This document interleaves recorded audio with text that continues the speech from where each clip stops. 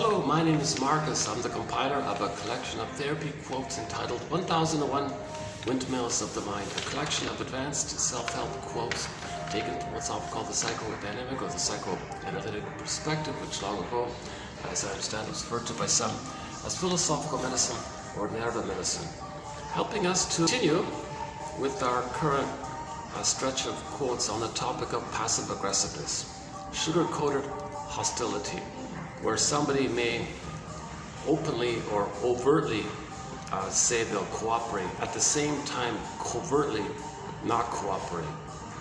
So they'll say yes to something, but then they won't follow through. And they'll use a lot of little tricks, procrastination, making, maybe deliberately making mistakes and causing problems with these delays, obstructionism, foot dragging. They don't want to do what you want. They want to only do what they want because they're still in battle with the mother.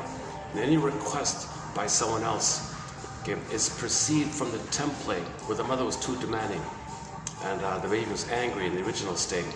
And the only way he learned to get his anger out for his health is sneakily, covertly. So the theory is originally, one theory about the source point, like the very, if you trace it all back, is that let's say the first signs that the baby has of his wishes and needs, expressing his self-agency and what he wants, and being himself, let's say, is the first signs of that. One theory argues that it's back in the mother's arms, babes in arms. I'll play the song Babes in Arms by the classical rock band April Wine, Babes in Arms, babies in arms. So when the baby's in mother's arms, let's say the baby says, hey mother, this position is uncomfortable. I'd like to, be in this position. And the baby might try to nudge the mother to place the baby in the position that's comfortable for him. Mother, I need it to be relaxed. I need paradise here. I need it to be smooth and comfortable. I don't want this confused, I'm not sure if the milk's coming, or I'm not sure if you're not holding me in a painful angle or something. So maybe the child expresses this somehow. Mother says, no, do it my way. No, mother, I'm angry like this. Maybe later on the child says, I want to maybe sleep in this position or something. No, you sleep in that position. Oh my God. And all these micro no's by the mother, this microaggression by the mother. Later on, maybe the child wants this toy or this clothes. Mother says no all the time. Now, during all of this time, the child's, it's going to drip by drip. The child's going to get angry finally. Mother says, it's hideous. Little children can't be angry. You can't be angry. So now the child's anger is kind of bottled in. Enter the Twilight Zone episode, Howling Man, where the aggression towards mother rebounds in. That's the image of the howling man inside the castle like that. But it's got to leak out somehow. So the child's got to find a way to get his anger out but not be caught. Get his anger out and not be, because it's forbidden. The child gets the belief that mother will abandon him or punish him. He's terrorized like this, but he's got to get his anger out. Again, howling man. The monk said it's got to come out somehow. It's going to leak out somehow, covertly, sneakily, obliquely, kind of in a little devious, not devious, but in a kind of in a way where it comes out. Even if it hurts him, it's got to come out. Even if it kind of hurts him a little bit, it's got to come out somehow, in some way. And the mother's confused. She can't punish him for it. She might be angry or something, but she can't punish him, and she can't say that the baby's being angry at her. So the mother's confused. Okay, mission accomplished. Baby somehow got his anger out. Maybe there's a cost like that. So the example was the child started to stutter and didn't eat well. One kid was bedwetting and all stuff like that. One got maybe a little sick or something. And those kind of little things, like how does the mother, punish the child for that kind of stuff? Maybe the mother is angry, but she's confused about the whole thing. So she, ironically, the mother being angry might be a relief for the child, because now, okay, turn the tables on. The child will finally say, oh mother, you're going to express my anger for me? And you won't call me out and think that I caused it? You won't think I'm angry? You don't believe I'm angry? And now you end up being angry? That's a table turning thing. Now what a relief, what a power. I can get my anger out, okay, by these sneaky little things. Mother's confused, she's frustrated, she gets angry. Oh, okay, that blows off steam for me. And then she gets in trouble. She's seen as a bad mother. The father comes in and says, what are you doing? She's got to apologize to me maybe, or maybe she doesn't or something. But anyway, she's responsible now for her outburst, for flying off the handle like that. So the child learned early on this kind of a setup, or this kind of model in the mind now, neural circuit, traumatic script, and it's kind of frozen in that way because that's how he survived. That's how he survived. Okay, so that's called a defense mechanism, a defensive strategy to sneakily do little things where the mother can't recognize that the baby's angry, and the mother's confused because maybe the child hurts himself like that, and then the mother gets frustrated. So the mother's all very confused. So confusion is a key part here. Okay, so let's say that's an imprint.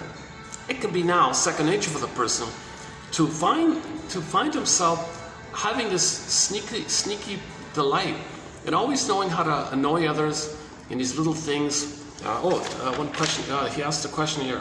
Where is it here? Hang on. Do we have it here? Is there a person in your life? Is there a person in your life who irritates and frustrates you in insignificant and endless ways? Okay. If a name comes quickly to mind, chances are good you have identified a person with passive-aggressive behavior. Okay, so that's okay. So you can't call out the person on this, just like how the mother was confused. So they do little subtle little things. This hidden anger, this covert hidden anger, okay, comes out whereby the child or the person will do some little thing designed to confuse the other person, and the other person is embarrassed to bring it up, because if the other person does bring it up, then the first person can say, "You're so sensitive, what's wrong with you? Such a little thing, you get angry, is there a problem with you? You just turn the tables." They're very good at that. So the other person kind of senses that and doesn't say anything. Okay, he gets away with it, does it again and again, it's drip by drip by drip. Finally the other person explodes. "Now look what's wrong with you." So again, turn the tables. And now the person who's shouting says, "Yeah, what's wrong with me?" He believes it. "Something wrong with me, I'm guilty, I'm sorry." "Yeah, very good, you should apologize." "Yeah, you're right, I shouldn't act like that." "Yeah, what's wrong with you? You're so immature like that." So now the provocateur like this, the passive-aggressive person like this, enjoys the power, enjoys the show.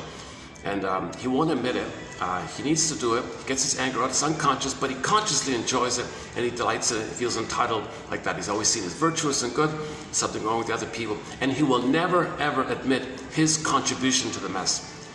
So it takes two to tango. He doesn't understand that. He doesn't understand his contribution to why the other person is angry. He's still operating from the template that as a baby, he had to get his anger out, and he's still in this mode like that. The amygdala is timeless, all time is that time. He's stuck in a state of timelessness like that, and that's a survival template for him with the mother. And then he just operates with that model all of his life kind of thing. That's one definition of neurosis and dysfunction. To use something you did in childhood to survive with the mother all your life with everybody, it's called dysfunction. Because you're not living in the present, you're not living in the present, you're still using this childhood defense mechanism from the nursery time. That's the one definition of neurosis and dysfunction. Okay, so what else can a passive-aggressive person do? Well, they want to draw you in because they need someone to get their anger out. So they might appear nice. They might appear like quote-unquote a down pillow, soft. So they might look friendly and they might overly be sweet and all that. But they need to draw you in, and then so they can get their anger out like that. They're always in battle with the mother. Everybody's the mother, and they want to get their anger out, and they feel joy at getting their anger out of the mother. So they feel some kind of victory to get their anger to mother, but it's a fiery victory because relationships are sabotaged. They don't feel truly happy. They don't have warm, genuine relationships. There's no creativity or growth or development or healing like that. They're just, he's still getting this pleasure. Finally got his anger at his mother. Finally he got back at his mother for this, and he got his anger out like that. So he's just kind of in the past like that. Okay, now, hold the phone here. The positive intention actually is that the passive-aggressive person really, truly does want to resume development. They really want to have a secure mother, loving mother, and then go and resume development because they're frozen. Step to development, rest to development, developmental rest, fixation here. Okay, weaning trauma, attachment trauma, relational trauma, betrayal trauma. Everything's frozen up. Pin goes on the collar, flat affect. Okay, the beingness called the feminine, symbolized by the princess, flies away. Okay, Rapunzel in the tower, Snow White in the glass box. The maiden king morphs into a bird and flies away. This cord gets pulled down. So the beingness is not there. What do you have instead? You got the chasm image. Okay, in the Greek myth, this core on the field, earth opens up, this core, the core of a person, authentic core of a person called the beingness, the embodiment. It's kind of zips down, like it just disappears. And I got the chasm feeling. That's a metaphor to describe some feeling, this strange, haunting feeling that some core thing went wrong with the mother, with the weaning trauma, relational trauma. He can't have his beingness anymore. The baby's budding beauty, his emerging self that's supposed to be a part of him, called the feeling self, ontological self, that feeling self called embodiment, called beingness, that's meant to be there. It's meant to be a part of him in his life. We live to the extent that we feel this, but a chasm. And then in the Disney film Inside Out 2, you saw the mind work. It's called the sarcasm workers, to represent the anger, the real bitter anger that those characters express. Just to represent the real ennui and bitter anger and the schadenfreude and who cares attitude. So there's a real sense of immense anger by the baby, like they're represented by the sarcasm characters. And then I think the link on the surface in that film was the ennui character. And you can see there was one scene where ennui was, I'm really, and she was like, sarcastic towards Riley was being sarcastic with her old friends. Yeah, silly, what's wrong with you? Yeah, right, being sarcastic. So she was really mocking, belittling her friends like that. So ennui took over the console because sarcasm's underneath, because the chasm's there. So we talked about Inside Out 2 a fair bit. Go to, what is it, 2350, 40? Oh my God. So about almost a year ago, I did a few videos on Inside Out 2. Excellent film, I think. And we also discussed Inside Out 1. Very psychologically minded. Gives you emotional literacy 101. Takes a few hours to run through it. Anyways, in Inside Out 2, the 2024 one, you see the image of the chasm. And that's, Mr. Ballard calls it the core fault. Well, his term is the basic fault. He means the core fault or basic fault. That's kind of synonymous. Core fault or basic fault. Miss Guru calls it the abandonment syndrome, the abandonment complex, the abandonment neurosis. Masterson calls it the abandonment depression or something. Just this feeling that something's missing, that psychic pain like that. Okay, Emily Dickinson describes it as there's a pain so utter. Okay, with trauma, there's a pain so utter. Swallow substance up. Okay, so the soul kind of got swallowed up, like pulled down, earth, swallowed up. And there's a chasm there, it disappears, kind of sort of called repression. Now you got this gapingness where the beingness should be, where your embodiment should be, where your golden ball and your identity, your authentic identity should be, where your identity, your I, where your I is supposed to be. There's no I now. The I got pulled down. The core I of a person, the authentic I of a person. Okay, Emily Dickinson, there's a pain so utter.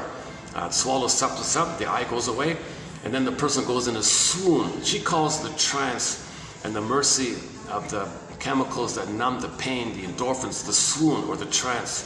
Now the person's kind of in a trance. So now they're kind of sleepwalking through life, going through the motions of life, feeling that something's missing. So they're kind of like, one person joked, I feel it. My brain sends me endorphins all the time. I'm kind of in a stupor my whole life. I feel like I don't need to drink alcohol. He says he's drunk all the time in a way. So that's the feeling that your brain is sending you the mercy of the anesthetic, the painkiller chemicals. It's called endorphins. Well, what a mess like that. And plus, now you don't have your beingness. Now you're in this trance.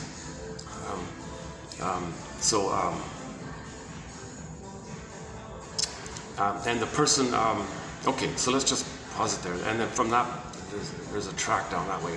Let's just backtrack here to the more specific topic of passive aggressiveness. So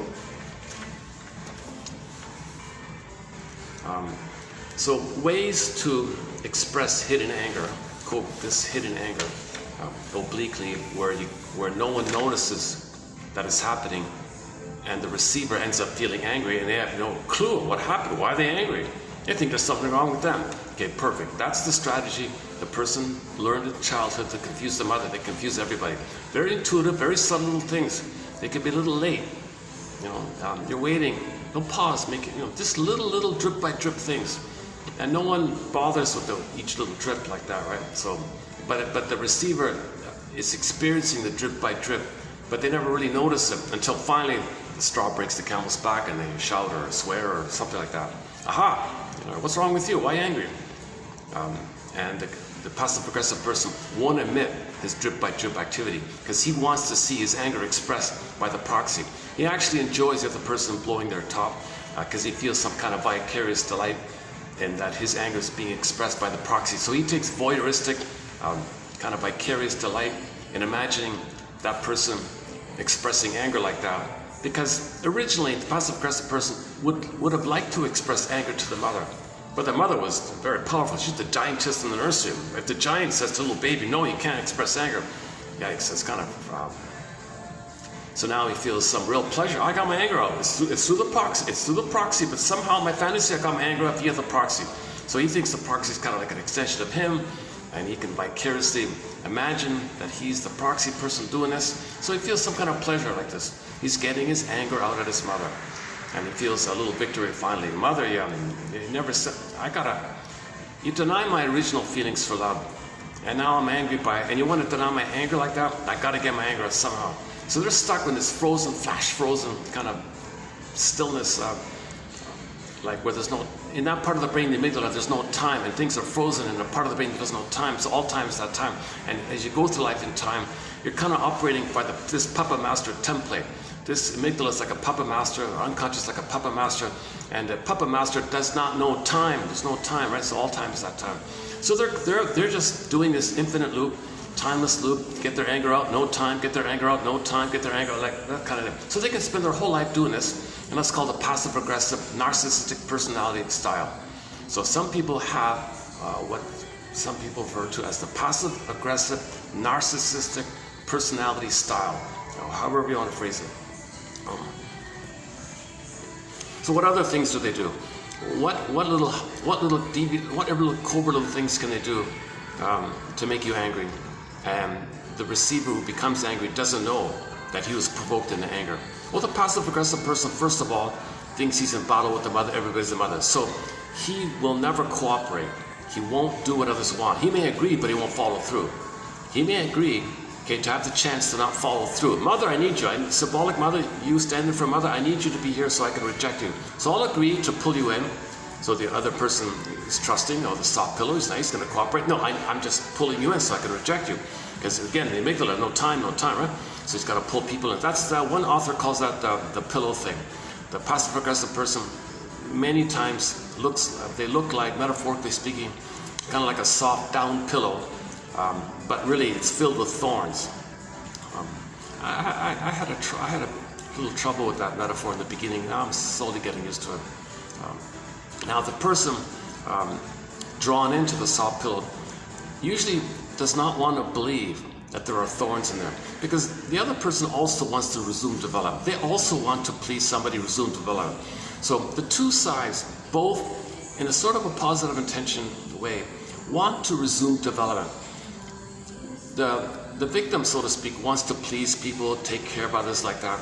And they think if they save the mother, save the passive-aggressive person, save other people, fix other people, cure other people, maybe they'll say thanks in return and help the other person and like that. So they want to be helpful, thinking they can save symbolic mother, actually saving mother, and then mother will love them in return. So they kind of have this, quote-unquote, they're clingers and pleasers and givers and all that kind of stuff.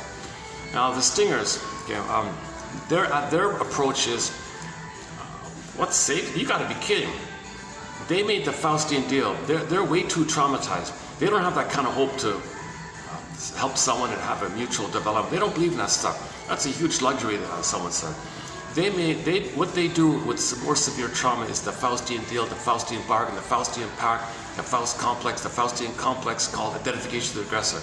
Okay, this point about identification with the aggressor, I kind of covered it in part one. If you go to the last video, outdoors, yeah, where that pyramid is. Oh, stop raining, huh? Oh no, it's still raining, Okay, never mind. I was so close to bringing the chair and the umbrella and doing it outdoors. It's a holiday and it's raining. I thought, oh, it's perfect. This is, son of a gun, I missed it, yeah. Luckily, I can use this spot here for a bit. Okay,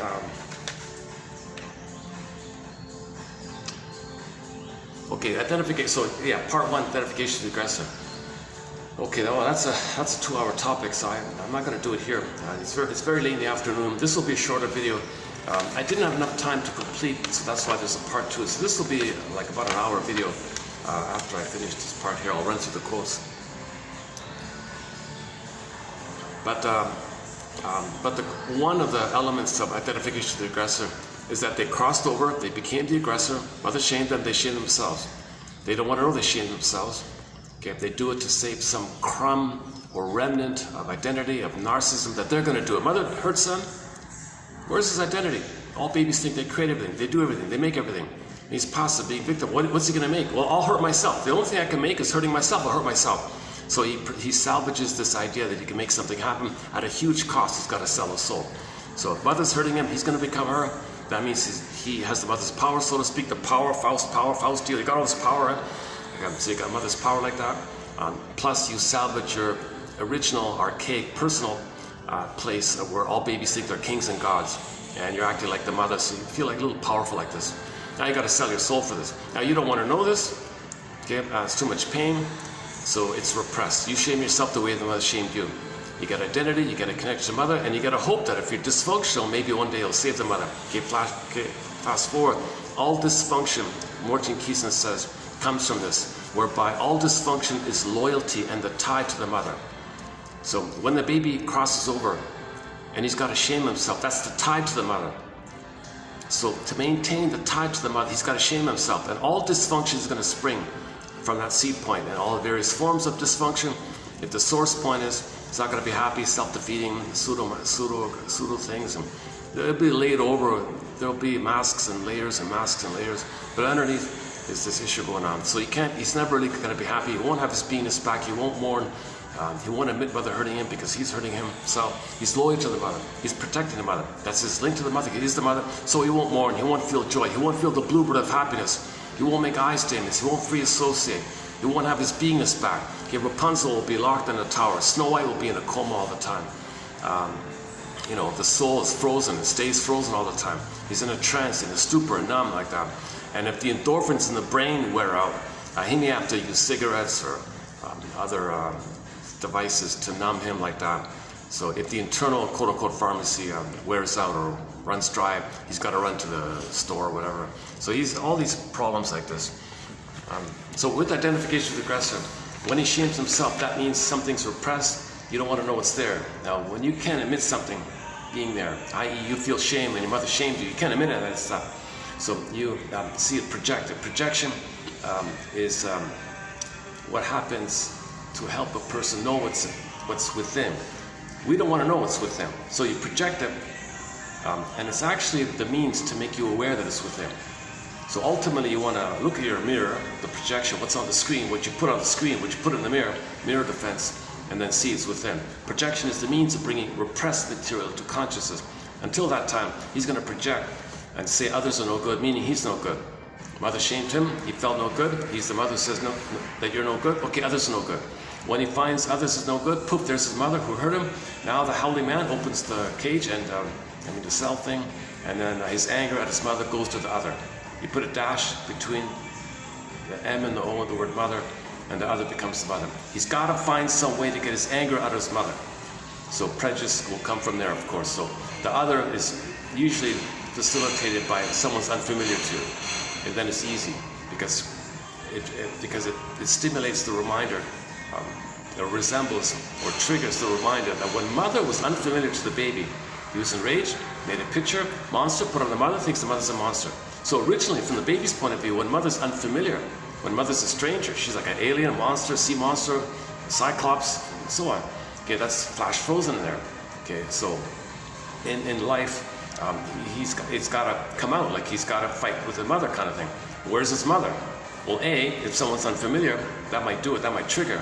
Then you transfer Cupid's arrow, the arrow. It's happened because there's no time, so the present is like the past, so the image would be the arrow idea with Cupid.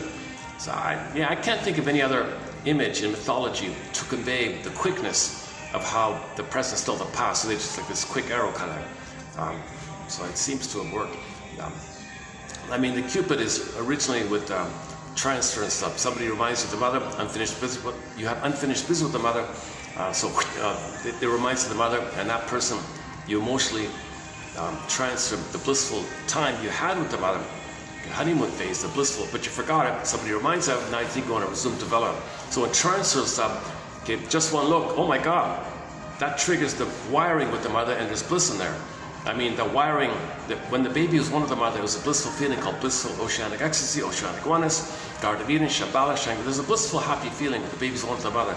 Okay, that's all frozen. He wants to resume development. So he's looking for somebody who reminds him of the mother, okay, and he's going to think, oh, you're the one, you're the one.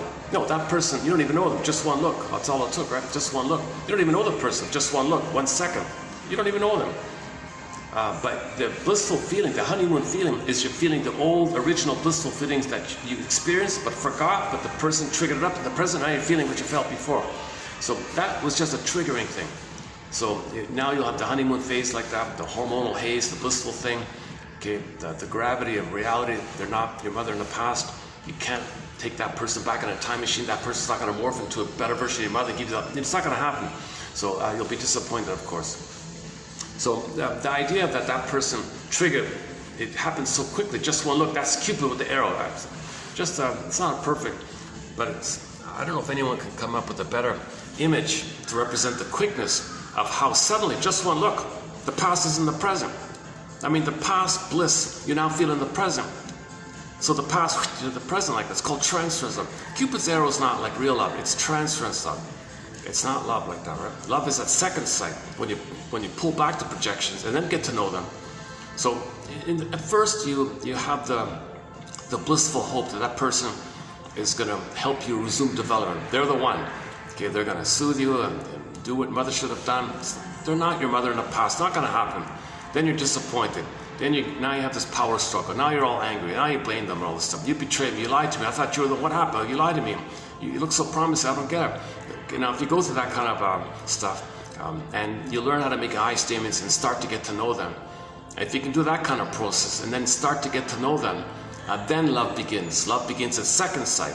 Love begins at second sight. But the Cupid's arrow refers to the first sight, blissful, falling in love, spellbound, puppy love, infatuation. Cupid's arrow is more like infatuation, really. Just one look, oh, there, like that kind of thing. Okay, but so that's, I'm just doing this personally.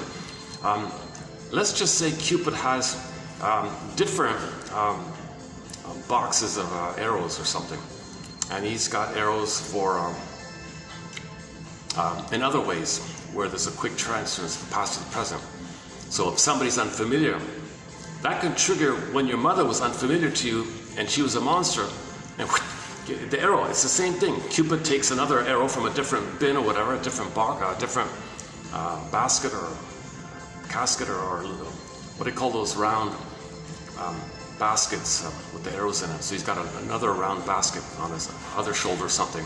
So he takes a different kind of arrow and transfers, okay, past to the present. Oh, the person in the present reminds you that your mother was unknown to you and she was a monster.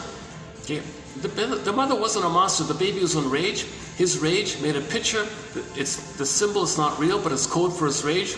Okay, oral greed, devouring greed, wants to control the mother, devour the mother, possess the mother, monster, devouring, hungry wolf kind of thing.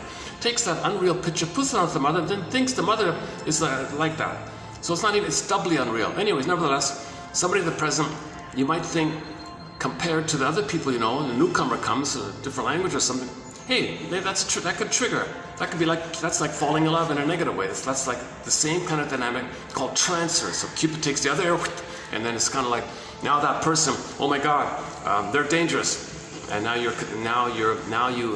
feel there's mother. There, the other that you did that to, who reminds you of the mother, the other mother. Okay, yesterday the pyramid, you got the 3 points on the pyramid there.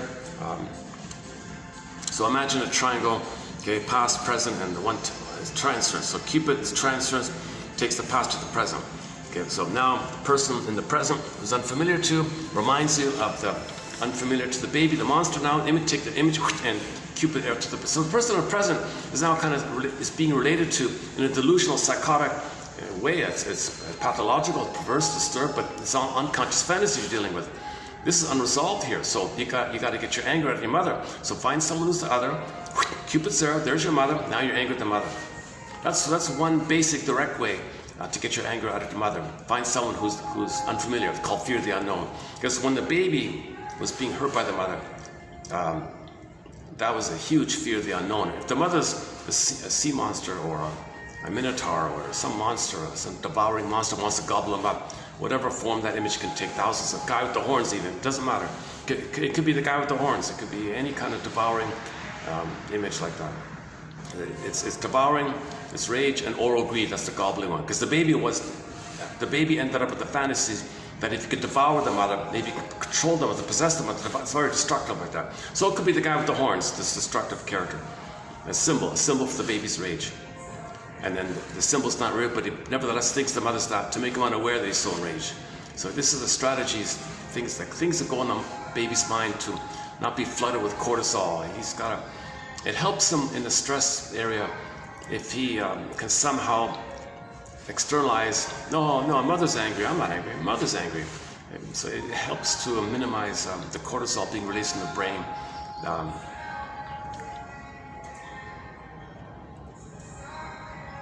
Okay, that point needs a little work. Okay, so anyways, let's go back to the arrow, Cupid's other box of arrows. So somebody that's unfamiliar in the present triggers how when the mother was unfamiliar to the baby. So the mother's meant to be familiar to the baby, known to the baby, safe and secure with the baby. If she misses it, if she acts like the wicked queen or something, is impaired, she can't love. You can't love, you betray me. Why are you hating me? Why do you want to gobble my heart? What's with the comb and the poison apple and the lace and all that? Okay, yesterday also we did a bit about the Snow White part. So of course he's going to be angry at all this stuff. Makes a picture in his mind of his own anger and rage, because the mother thinks the mother's the wicked queen or a monster or whatever. So the witch on Evie kind of thing. That's set in there. Unresolved, unfinished, unprocessed, unsimilated, just sitting there, kind of frozen like that. So it's so the psyche seeks consciousness. The psyche, the organism is meant to, the person is meant to cooperate with this innate drive for healing. So we got to build an observing ego. We got to have a reflective mind, an observing mind, whatever you want to call it. This part of our mind where we experience something, but we observe we're experiencing. Kind of thing. It's called the observing mind, reflecting mind, self-reflection, psychological minded, theory of mind. I don't know. There's different phrases for it. So that means when someone's unknown to you, you observe yourself. Wait a minute, hold the phone here. That person came from a place, his country was plundered and pillaged, and his family all died. He's starving. He's trying to survive. Looking for, can't speak the language. Just wants a job. Probably needs help and all that. And here I am thinking he's my mother who hurt me in the name. Here I am thinking this wounded person, this traumatized, wounded, lonely person with no home or something, is somehow this unreal image of my own rage at my mother. What the hell? So you're meant to kind of like link your projection, your prejudice to your mother. You're kind of meant to like be realistic here and observe things here. Like, why do you have this irrational, strong unreality? If somebody's place was plundered, part of the plunder system, and they're homeless or something, they're just trying to survive. Kind of. They're not some unreal image in your brain that you made in relation to your mother who hurt you in the nursery. Like, come on, right? Okay, there's a lot more. Again, the prejudice thread takes 7 hours to run through that one. I can't cover everything in one. I'm just like touching points. Okay, so let's. Where are we here? Okay, I want to blend this in with passive aggressiveness. So in the original state of affairs, the baby wanted mother's love. She said no. Soul frozen, flies away. Didn't call her. Flat affect. Okay, core fault feeling, basic fault feeling, numb, stupor, trance. Okay, now he's in survival mode. Mother's dangerous like that. So the baby expresses anger at the mother. Mother says anger is hideous. Little children, it's hideous for children to show anger. You cannot show anger. So if the monster, if the giantess in the nursery says to the helpless little baby, you can't be angry, I won't allow that. Or the baby concludes, it's very tenuous, if I show anger, she might abandon me. Oh, you're going to show anger? I'm going to bye-bye, I'll show it. Whoa. It's very easy. Mother has all the power like that. Baby's helpless. Very easy for the mother to brainwash and condition the child like that. But in reality, the baby is angry. The child is angry. So he may have problems in the physical area, health issues. Maybe when he starts to speak, maybe delayed or stuttering, or maybe he's scratching things or something, or breaking things. It might, but it won't. It'll be done in a way where the mother's confused. The child's going to experiment. What can I do to get my anger up, even if it hurts himself? And the mother backs off a little bit. And he got his anger out. Mother didn't identify him as being angry. Now the imprint. So he's got to fool his own imprint now in a way. Like the imprint said, don't be angry. How does he express his anger when there's a deep memory that you can't show anger? Okay, that's what this is all about, passive aggressive. It's got to come out somewhere. It's got to leak in a covert little thing. Again, is there a person in your life who irritates and frustrates you in insignificant? Yeah, that's a good one. Insignificant. These little things he's doing, oh, it's nothing, little insignificant little thing.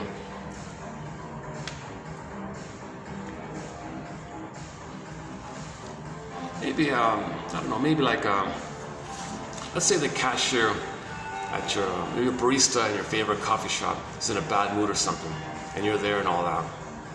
So she just takes her time, make your way. Oh, I don't have to change here. Do you have change? She's got change. Do you got change for this? I don't have change.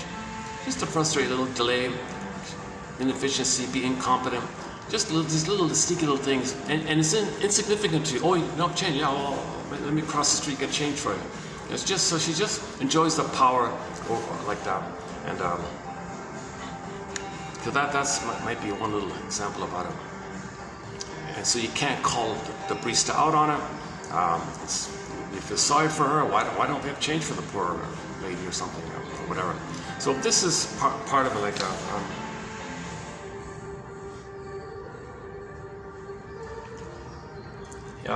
the book Angry Smile. They refer to this sugar-coated covert hostility. So there's overt friendliness, but covert nastiness. It's a simultaneous thing, like the pillow with the thorns. It's not an either or. It's not like you're passive or aggressive. It's not like a bipolar.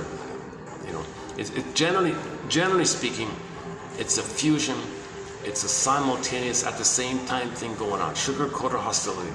Okay, one quote here is, passive-aggressive behavior does not alternate between passive behavior and aggressive behavior, but combines them simultaneously into one behavior that is both confounding and irritating to others. Maybe we can call it sugar-coated hostility. Another person called it hostile. That doesn't work. Compliant defiance. These other ones don't work. Yeah, let's take that out. Let's just stick with sugar-coated hostility. One author said, this is very aggressive, right? Like they want to make you angry, deliberate inefficiency, let things escalate, they want like covert revenge on you, get back at you.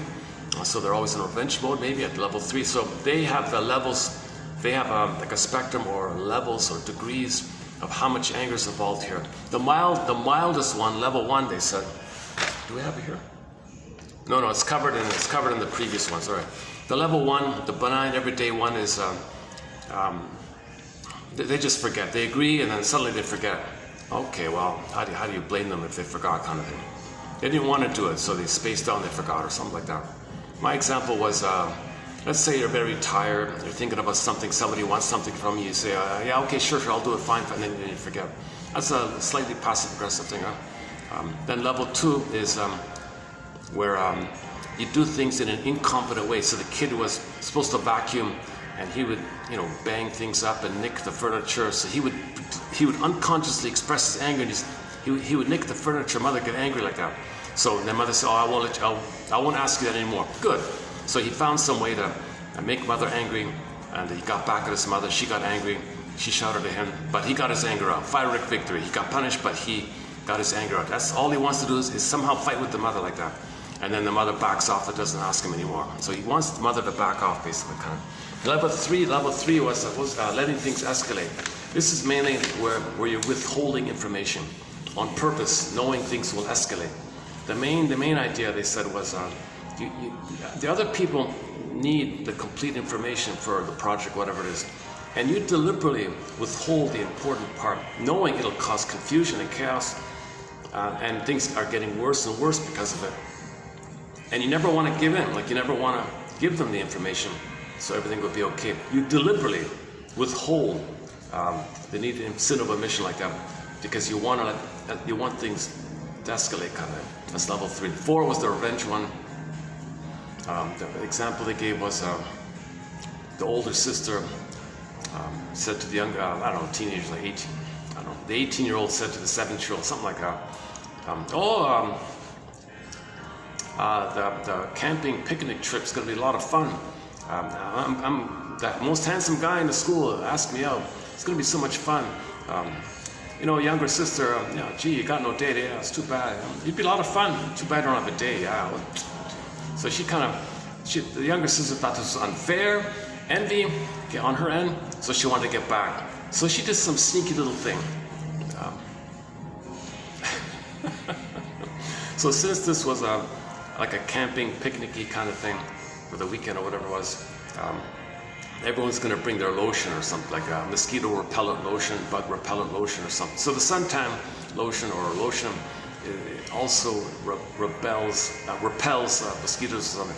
So the younger sister snuck into the older sister's bag, found her lotion thing, dumped half of it out, filled in the missing half with some baby oil or something like that, shook it up, and diluted the effectiveness of the product. So the older sister goes to the fancy place, nice outdoor picnic, camping thing, and she puts on this diluted, ineffective mosquito repellent lotion, and it's not working. The bugs are attacking her. She's having to try again. What's going on here? She's struggling to understand what's wrong with the product. Something wrong with the product. She can't figure it out. So she never thinks that the younger daughter did this, but she got a revenge. She got back at her for this. She got back at what she said to her. So this is like the level 4, this revenge kind of thing. Level 5 is, oh boy. Okay, level 5, their theory. Let's say the father. The example was the father only cares about the status that his son has a degree, a fancy degree. Doesn't care about the son. Doesn't even like the son. Ignores the son. Totally ignores the son. But pays for the schooling. Sends him to some fancy school. Wants him to get a degree. Maybe one day he'll take over the company or something. And the son is feeling empty by this. Father never talks to me. Doesn't even like me, it seems, but he wants this degree so much. He wants to show off for the image of the family that I have this degree, this PhD and whatever or something. I don't know. He wants to, I don't know, I'm so angry at him. How do I get back at him? Get fiery revenge. He'll crush and sabotage the degree, cause money problems, fail at the school, drop out of the school, get punished out of school, get kicked out of school. That's a fiery revenge. He wanted the psychological idea to get the anger at the father because the father only valued his degree, not him. That's why I got so angry. So he had the experience of getting his anger out like that. Father got angry. And when father got angry at him, hey, you noticed me. You're talking to me. Oh my God, it's the first time you're ever talking to me. First time you're ever seeing me and relating to me. I had to provoke it to get so angry for that. But I'll take that. Better than nothing. So that's a huge cost because now the degree is gone. The money's gone like that. But he got back at his father for this kind of behavior. They regard that kind of thing, fiery revenge, number 5. Their term for it is just simply self-depreciation or something like that. I have a question mark about, I kind of think maybe 4 and 5 might be flipped or something. Like 5 should be 4, 4 should be 5. Anyways, never mind about that. So their whole book is structured around the 5 levels. So they do 1 chapter on school, 1 chapter on relationships, 1 chapter at work, and 1 chapter in this area, and so on and so forth. It's not a great. It's an okay book. So I have mixed feelings to the book. It's helpful with when they talk about passive aggressive. That part's helpful, but maybe 90% of the book is just lengthy examples. Soap opera after soap opera after soap opera. Oh my God! So that example with the picnic, the diluted mosquito repellent. I just randomly. Well, let me just quickly read one of these soap operas, just so I can get one idea about it. Oh, that's enough for me. I don't want any more. I'm not interested in lengthy, because they gave workshops and everyone was reporting it and they're writing it down. That's in the book like that. Overall, not a bad little book. Considering that there are not really that many books on passive aggressiveness, I would say get them all anyways. So Angry Smiles 1. Scott Wetzler's book called Living with the Passive Aggressive Man. Very good book, by the way. He's on YouTube. The 2020 program did a 15-minute special on his book, and he's interviewed in that show discussing the book. Not a bad little clip. If you don't find it on YouTube, it's in our channel here. About a month ago we posted it. 2020 Scott Wetzler, you'll find it there.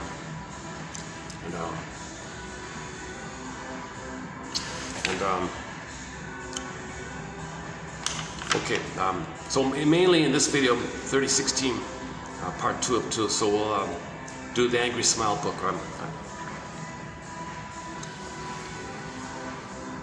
What some parents describe as the stubborn, irresponsible, lazy, forgetful, or irritating behavior of their children may be nothing more than a thinly disguised layer of passive-aggressive behavior.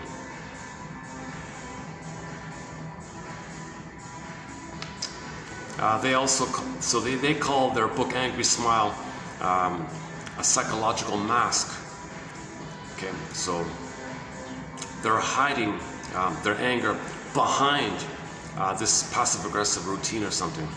So the angry smile. So they look pleasant on the outside, they agree on the outside, but they're angry on the inside, like the mask idea. And the front cover shows you that idea. Okay, some people come to understand effective passive-aggressive behavior. Some people come to understand how effective passive-aggressive behavior can be in manipulating and controlling others in the short term. This behavior gives them a sense of power to replace their feelings of inadequacy and allows them to be cleverly oppositional without, here's the key, without others recognizing their anger. There's the key. No one calls them out on it. They're seen as nice and innocent and all that. They're never called out on it. But they did these little things. Made you wait just a little extra. Another time, I misplaced the document. Oh, I forgot. They're late and they won't apologize. Normally, if you're late, you might apologize. They won't apologize. So double passive aggression. Lateness, and you want to acknowledge it. So these little digs like that, they call it the psychological water torture, drip by drip by drip. And you don't notice the dripping thing going on, and then you're angry, and you think there's something wrong with you. Tables turn. The focus is on you. Tables turn. Why are you angry? Why are you so sensitive? Why are you like a little child? Can't you control your emotions? Do you have a PTSD or something? Why are you so easily triggered? Why do you fly off the handle so easily? Just some little inconsequential little thing. Yeah, that's strange. You're right. Yeah, why am I angry like that? You did nothing wrong. That's right. I did nothing wrong. I'm innocent. In fact, that thing you said when you were angry, no, I don't like that. You should apologize. Oh yeah, okay, I'll apologize. So the table, so their master table turners. There's a good look up the past 1 or 2 videos on the table turn. That's a good quote about the table turning one. We did a short in the short section. You'll find a short about it.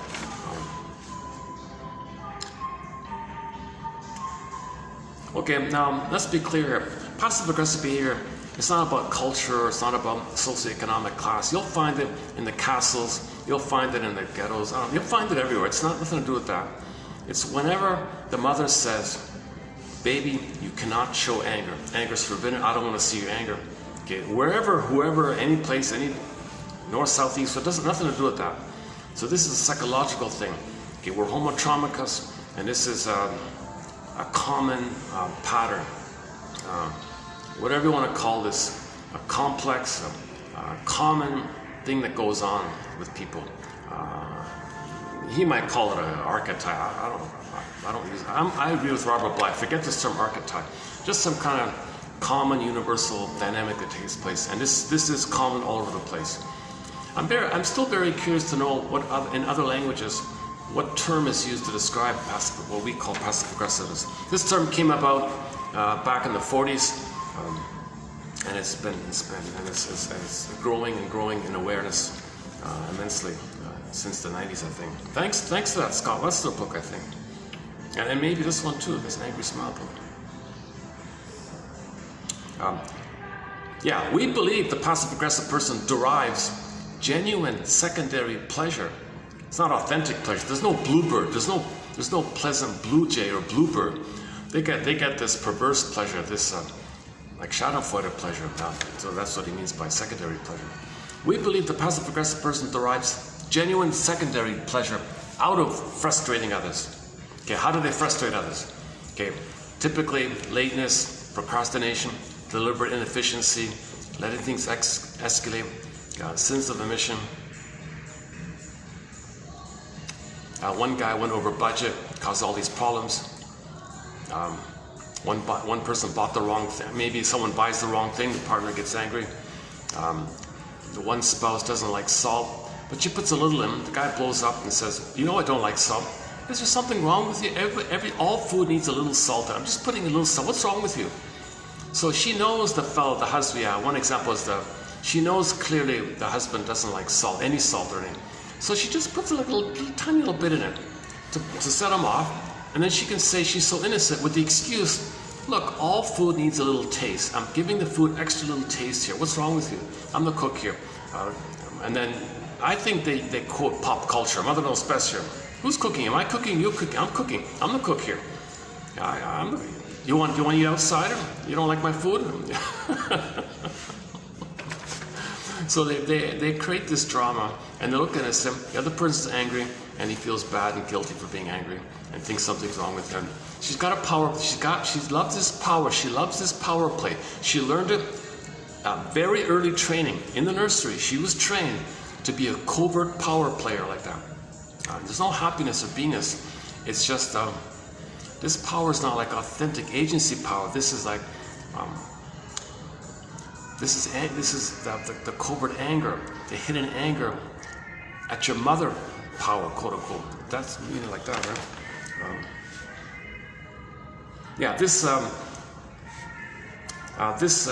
In short term, this behavior gives them a sense of power to replace feelings of inadequacy. So underneath, of course, they feel defective and helpless and powerless, abandonment syndrome, basic fall. Underneath the anger is the basic fall. Okay, the anger is a shield for your pain. Okay, the anger is the shield that your needs are not met. Anger is not a basic thing. Anger is a reactivity of when your mother failed you. You're not born to be angry. You're born to be yourself and have your beingness and express your authentic self and have I statements and creativity and see the third side of the coin, recognize your traumas, realistic like that. One family, one speck of dust, one family, and just kind of let's understand ourselves kind of thing. And so you see the third side of the coin, three-dimensional thinking, vertical thinking, broader thinking, reality thinking, are all one family thinking, and so on. And your temperament's calm like that, your beingness is calm, blue jays there. You can mourn if there's a loss.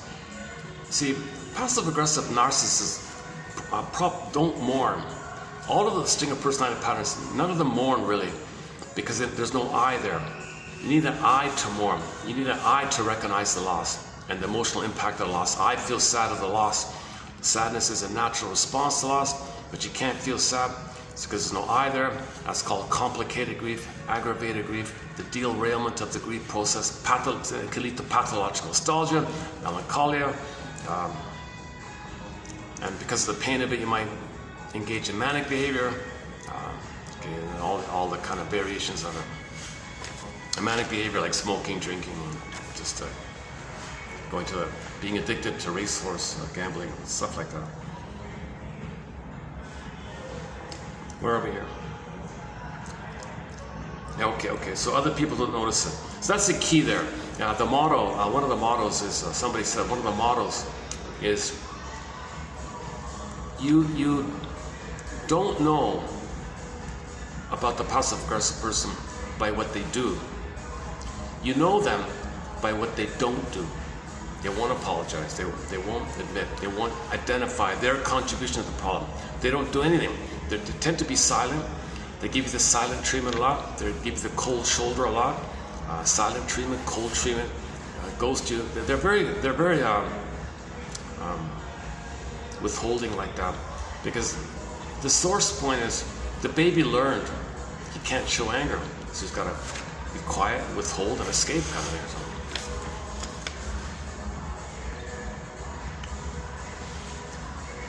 Okay, so we're talking about when this is sort of an ingrained personality trait or an ingrained, enduring, pervasive style. It goes on pretty much all the time. We're not talking about the occasional situational thing under stress. So we're not talking about the teenager time. Okay, so we're not talking about occasional times or once in a while kind of times. We're talking about it's pretty much all the time. And you might feel yourself irritated by these. They look nice, but you feel angry inside. So the result is you're going to leave them. They're going to be alone in the end, right? Like that. So they may enjoy the temporary virek pleasures again and again and again, but ultimately, at the end, there's a huge loss. They never had the beingness, never more losses, never the blue jay, authentic joy. They miss so much like that.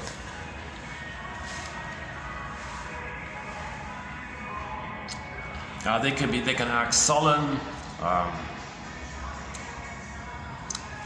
Okay, these three asked somebody, do you get pleasure and satisfaction from consciously thwarting and quietly getting back at others? Do you find yourself habitually procrastinating, sulking, forgetting, being inattentionally inefficient, plotting hidden revenge, or even spiting yourself just to hurt others? Well, if so, you probably have identified yourself as a person with passive-aggressive behavior. And sometimes the receiver, he may unknowingly be overt aggressive, but he may act passive-aggressive himself. And he feels badly, oh my God, I acted in a passive-aggressive way to his passive-aggressive behavior. I became passive-aggressive, I call counter-passive-aggressive. He feels badly like that, oh my God. So the one author has the image of the tar baby thing. The tar baby is the ancient fable from ancient Africa, and then the bear rabbit. So you got the tar baby, so rabbit's on the road, on the dirt road, sees this tar baby, whatever that is, just some, thinks it's some kind of baby, but it's stuck in tar or something, but thinks it's a real baby, or I don't know. Hey you, hello there, nice day, isn't it? Wants to start up a conversation. Two lonely people on the road like that. Tar baby says nothing. Hey, it's kind of not nice of you. Why are you silent? Why aren't you saying anything? Really? You're not going to say anything? Seriously? I'm a nice rabbit. How are you doing? Something wrong? Everything okay? You're kind of silent here. Cat got your tongue? I don't know what it is. So he tries to engage him somehow, and the tar rabbit doesn't know anything. And the rabbit gets angrier and angrier, and you see it. I just saw the cartoon version of it, and then he at one point finally pushes him or something. Wake up or something. But now he's stuck in the tar. He's got this sticky tar around him, and he's trying to extricate himself from it. And he's trying to twist himself, but he's getting more and more tar on him. Now he's stuck in this web, like a spider's web kind of thing. He's stuck in this kind of thing. So that's the metaphor that passive-aggressive people want to control you. Because they want to pull in somebody and control them. Not save them, not help them. They want to control them because the baby wanted to control the breast. So they want to control someone to stand in for the missing breast. They want to control someone thinking that the baby can control the breast, have a stable mother who's reliable. So the baby in his anger thinks, well, mother's never voluntarily loving, so I got to control the mother. So he wants to control the person and then resume development. So back to the two sides wanting to resume development.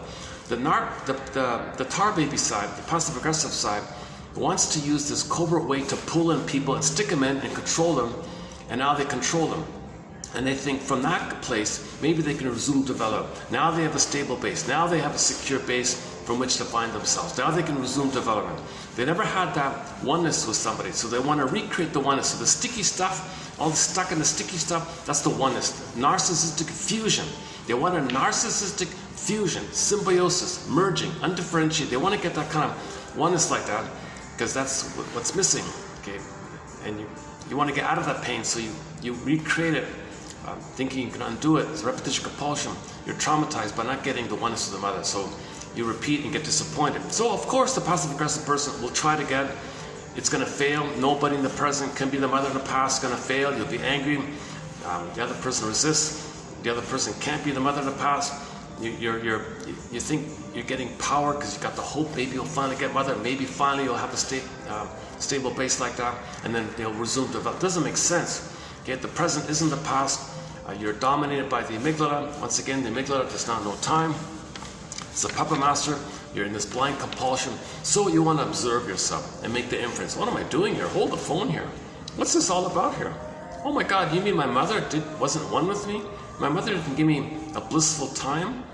All babies need a blissful time with the mother for the first 4 to 5 months. Called the Garden of Eden, Shambhala, Shangri-La, Nirvana, okay, paradise, blissful oneness. this stage of fusion, merging, undifferentiation. Mother didn't give me that, and I'm trying to get that with others? Holy, unbelievable. Am I doing that because mother didn't give it to me? And I'm trying to do it? You gotta be kidding. Oh, this is, I can't believe. Okay, so you're freaking out here. I'm freaking out. Okay, so you, so you want to identify that your mother didn't give it to you. Then you say to yourself, my mother failed me. She was impaired, something wrong. Greatest hurt of all, mother failed me. Mother didn't love me, didn't meet my needs. Okay, reality. Okay, you can only heal with reality. You gotta call a spade a spade. You can't heal if you lie and whitewash what you did. You gotta admit that she didn't love you. She was impaired, she was trapped in the mirror and felt entitled herself, and even parentified the baby. And the mother was passive aggressive towards the baby. Baby, you merge with me. So the mother did the tar pit on the baby. Come on, you know. The baby can't be the mother for the mother, that kind of stuff. So we have in the midlife audit called the hero's journey, the second journey. Okay, this time in midlife when this all comes to your attention. You got to update things, recognize things, now know what you couldn't know, setting up for the abreaction. I mean the authentic abreaction, the emotional catharsis, the genuine catharsis. Okay, so that's the image is the firebird. You hop at the back of the firebird, you ride the firebird, the feelings come back, your beingness comes back, you feel real and alive again. Whereas before you were numb, in a stupor. Okay, you felt like the velveteen rabbit. Now you can feel like the real rabbit, real and alive. Would you rather feel like a real rabbit, or would you rather feel like a stone rabbit? You know, come on, that kind of thing. What are we doing here? All right. This is it's rare for this part. This is a holiday around here, so it's kind of, otherwise I'd come here every day if I could. So I got the smoker's balcony. There's my little park area there. I did 2 videos in the park just below there. It's kind of nice, it's kind of fun, yeah.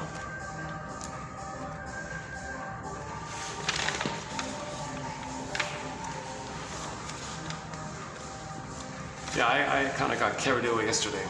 I was talking about concerts and things, where I was reminiscing. Sometimes I go off on tangents, so let's get back on track here. How are we doing here? What time is it? Let's check the time. It's gonna get dark soon, right? Oh, it's 5 o'clock. Okay. Oh, good. Okay, so I might be able to get at least a half an hour to an hour here. Okay. Okay. So once again, a guy named Menninger coined the phrase. Someone said, "Why do you call it passive? There's nothing passive here. He's very active. He's very aggressive." Well, someone said, well, let's call it passive because you can't identify it. It's like hidden. It's passive. It's hidden. He means it like that. So it's hidden. He means passive, like hidden. It's not a perfect phrase, so maybe a better phrase will come on the scene at some point. And it was in the famous DSM book and all that. So it was recognized by the medical to shrink community up until, I don't know, did you take it out number 5 or something? But here's a note here.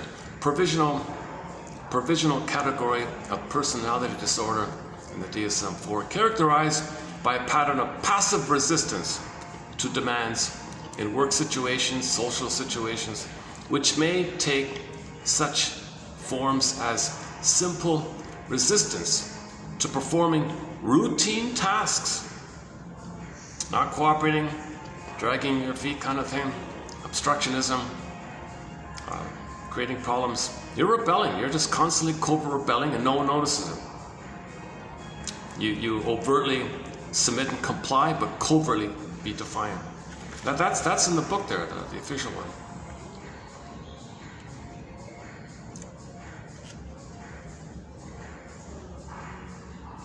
Now, passive aggression involves a variety of behaviors designed to get back at another person without the other person recognizing the underlying anger. Yeah, so the camping one.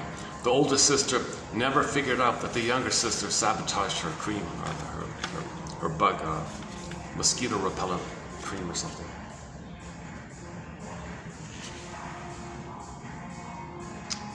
Over time, all relationships with the person who is passive aggressive will become confusing, discouraging, dysfunctional. So over time, if you're living with a passive-aggressive person, it'll drip by drip, you'll get angry. In that Scott Wetzler clip in YouTube, you see the fellow, they interviewed a couple, the cook and the office worker, right? They got one kid like that. So the man was passive-aggressive, and see, why is a woman drawn to a passive-aggressive? Because he looks non-threatening, he looks nice and cooperative. So that's the soft pillow kind of thing. So she was drawn in so that she can resume development. She wanted to resume development, right? But she became angrier and angrier, and she saw her kind of angry a little bit actually. And the fellow was showing his passive-aggressive snide remarks, sneaky remarks, covert remarks. And at one point he said, gee, I don't know if we'll be together in the future. I don't know. Ouch. The woman said, ouch. So what's going to happen probably is that eventually he is going to push her and make the decision to leave. He's innocent. He did nothing wrong. Then he can say, I did nothing wrong. She's the angry one. He makes it happen. He doesn't cooperate. He doesn't want to walk side by side on the sidewalk together. They don't want to discuss which shows to watch or something. Or they showed you a few little things. It wasn't a perfect presentation. It's one of the first and maybe only kind of like a news thing about it. But I'm guessing the drip by drip phenomena will continue and continue and continue, and the woman will get fed up and I can't take it anymore. You're too stubborn. So what's missing from the show is that the guy, we got to put him on the couch. You got to shrink, you got to analyze him kind of thing. He's transferring his mother onto the wife, and he's rebelling against his mother via the wife standing in for the mother. That's the one battle he's going on. Now, whenever the wife gets frustrated and wants to fight back, now he's got a double battle. He's got a battle with the mother, now he's got a battle with the actual wife in the present who's giving him a hard time. Now he's doubly stubborn, doubly resistant, because he won't.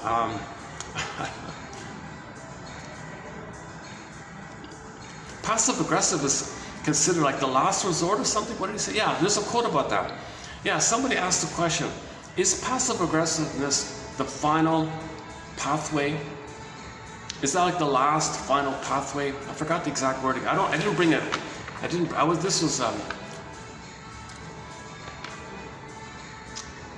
prepare to do I didn't bring the full setup. I just brought my phone and a copy. But look up the past couple of videos. You know, it's funny, this is not a bad way to do it. Maybe I should just bring one sheet. I like bringing the whole set because I can refer, okay, enough of this, sorry. You just saw some anxiety in me just there. I have anxiety. I have not been analyzed. Disclaimer times 1,000. I have not been analyzed. I'm not a shrink professor, midwife, doula, nutritionist, gynecologist.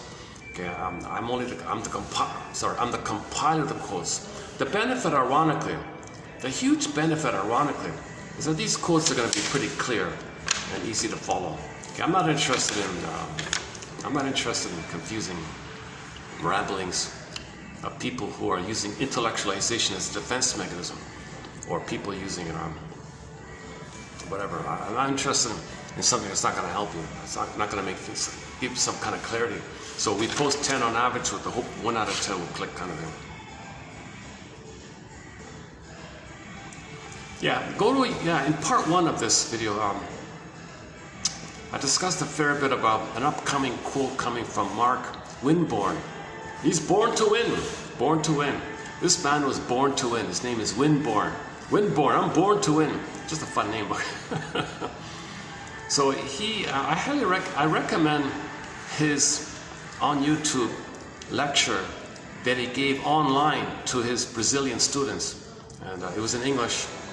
They have 2 versions, the Portuguese and English. That English one was pretty good. And I discussed an example that he gave in that video about the triangle, where past, present, and then in the middle you got the Cupid thing. And because of the compulsion to repeat, okay, because we repeat, that means the past is going to be in the present. That's the arrow thing. So due to the compulsion to repeat, we transfer the arrow, the past to the present. The present is called the presenting past, or the present is called the presented past. Because there's pain there. You can't enjoy the present. You use the present in a mirage theater thing, but it's really about the past. It doesn't make sense. You're not in the nursery, but your amygdala doesn't understand time. All time is that time. So the present is still the past. So we talked about that one there by Mr. Windborn. I give him a huge credit. I give him a lot of credit. He's like the first, he's not even a shrink. Well, oh my God, well, maybe that's why. Yeah, he's not a shrink. He's only got a PhD. He went to Zurich and got the diploma, the Mr. Jung diploma. But he's not really, although he combines, you know what I like about it? He synthesizes and brings together the two, object relations theory, general psychoanalysis, often known as object relations theory, and the Jungian thing. But he says, as he's making his lectures, he clarifies, he uses an opportunity to clarify the nonsense of the convoluted jargon of Mr. Jung, and then gives you an analytic interpretation. So he kind of brings it together like that. I like his approach, yeah, I like what he's doing. Not the most entertaining speaker, a bit of a dry kind of speaker. I have to put it on 2. When I listen to him, I got to put it on ×2. Okay, now I can hear him, because he's really slow, droning, like Jesus Christ. Talk about passive aggressiveness. Jesus Christ, I feel like that way of talking, this withholding, anger, seething, you feel it like it's one person might say psychic microscopic mites. It bugs you, it infects you a little bit. So I feel I have a hard time listening to him. I would not go to him as a counselor, despite his knowledge like that. He gave some good examples, fine, but I personally, I thought about it for a quick second, you know, because I'd like to do the analysis. If I had this funds, you know, play Joni Mitchell's song, "This Flight Tonight," I'd be on this flight tonight, and do a full analysis. Oh, what a treat to have the space here with the AC. My goodness, there's some lighting here. Oh, this is a rare treat. Yeah, on the holidays, I get to do some better videos, I think. There are fewer interruptions in the holidays. Okay, are we finished here? Hang on. Okay. Yeah, so others, the target, right? So passive-aggressive people cause others to swallow their anger and eventually blow up. So I'm watching Mr. Windborn as informative, and I highly recommend this lecture. I feel this pricking, they call it the thorn thing. And then finally, I give up. Put it on ×2. Or I give up. If they didn't have the ×2 thing, I probably wouldn't watch. I would close it. I wouldn't watch it. I would just skim the book or something if I can. Okay, passive-aggressive people can be secretive, evasive. Secretive and evasive. You can't call them out on them. They're covert. They're master psychological covert operators. Master psychological covert operators. What's their mission? To express their anger. You get angry. The one who gets angry is then expresses their anger for them.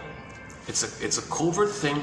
What they're doing is a secondary benefit is that when they coax others to be angry, they enjoy the power of it all, but they delight in that finally they got their anger out through the proxy playing them and the proxy's anger at the mother. They actually think the one they coax to be angry is them shouting at the mother, and they just think he's doing it for them. So he enjoys all this power. Remember, remember what he said, the final pathway. He can't make I statements. He can't be overtly aggressive. Now the one exception is there are some people who are able to do the both. They'll do the passive aggressive thing again and again and again, and when something doesn't work, they may have a temper tantrum and actually be overtly aggressive. There are some versions of passive aggressive people who can do the overt anger. There's no assertion. Nobody's making I statements here. You got the bully anger, the aggressive shouting anger, verbally abusive anger. Some passive aggressive people can click and do that. The bad tempered, the shrew or something like that. I don't know. or no, the shrew is always overly angry, right? So there are, what he said was there are two types of passive-aggressive people. The one, like the proper one, the regular one, they're always getting their anger out sneakily. They never show overt anger. It's always covert. But there's a branch where some say if they don't get their way, okay, I'll just shout at you and be angry at you. So they can do both.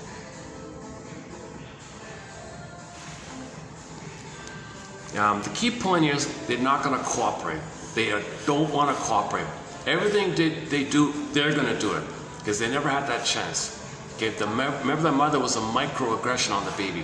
No, baby, you want to be held in this way because you think the milk flows more smoothly, and you're telling me to hold you this way. No, I do what I want. Oh my God! So that's a deep imprint. They're really angry. So anybody out there has a request, they're going to be angry about it. If they got to do something, it'll be on their terms, and they'll do it when they want to do it. They won't do it in response to you. Actually, I think that cashier, that barista one, might have been like that. No, I'm not going to give you the change when you expect it. I'll pretend to fish around. Oh, I think I don't have change. Do you have change? You don't have change? Seriously?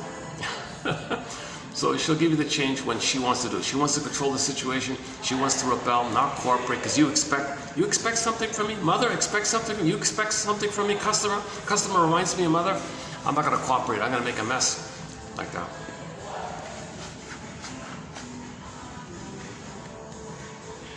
Actually, starting a video maybe a little bit later is not a bad idea. I started this video around 4 o'clock, right?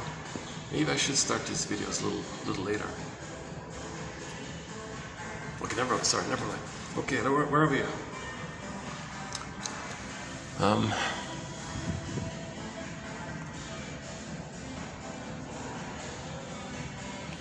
Okay, another point about it's circulating, escalating. If there's passive aggressive, okay, and the other one's aggressive or covert or counter covert aggressive, and he's passive aggressive and maybe aggressive. See, you see the mess like this. So they're both are getting in the tar pit. This folie douce, this madness kind of thing.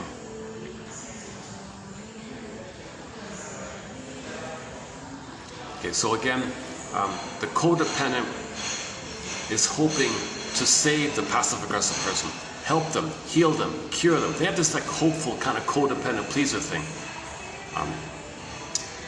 The narcissist loves this. Oh, I'm important. You're constantly giving me a chance to get my anger out of you. What a mismatch, right? The codependent is trying to help the person, and all he's thinking about is, I'll take this opportunity to get my anger out of you. Oh my God, let's say they get married. The codependent is going to be stung for 6 to 7 years. Finally, he wakes up and leaves kind of thing. Won't walk down that road no more. Back to April Wine. Another song by the classic rock band April Wine is, won't walk down that road no more. I think I'm using that for the codependent part. Passive-aggressive, I mean the codependents and pleasers, they maintain the original baby mentality of, I'm not okay, you're okay. Stingers can't hold on to that stuff. Their not okayness that all babies begin with, others can have it. It's there, but it's projected onto others. It's still in there. It's layered over it when they project it out. Then they revert to the pathological, narcissistic Faustian deal thing and say they're a king and a god. That delusional okay thing. Their soul not okay. Others can have it. So they say, I'm okay, you're not okay. The codependent takes the human realm, I mean the psychologically post 18 months realm, where he says, yeah, I'm a child. I want to save my mother. I want a loving mother. I gotta have a loving mother. I want harmony with my mother. That I do something. All children think if there's a problem with the mother, they gotta see the mother as good for their survival. So if they're in pain, they think they did something wrong because the pain means they think they're being punished. If they think they're being punished, they think they did something wrong.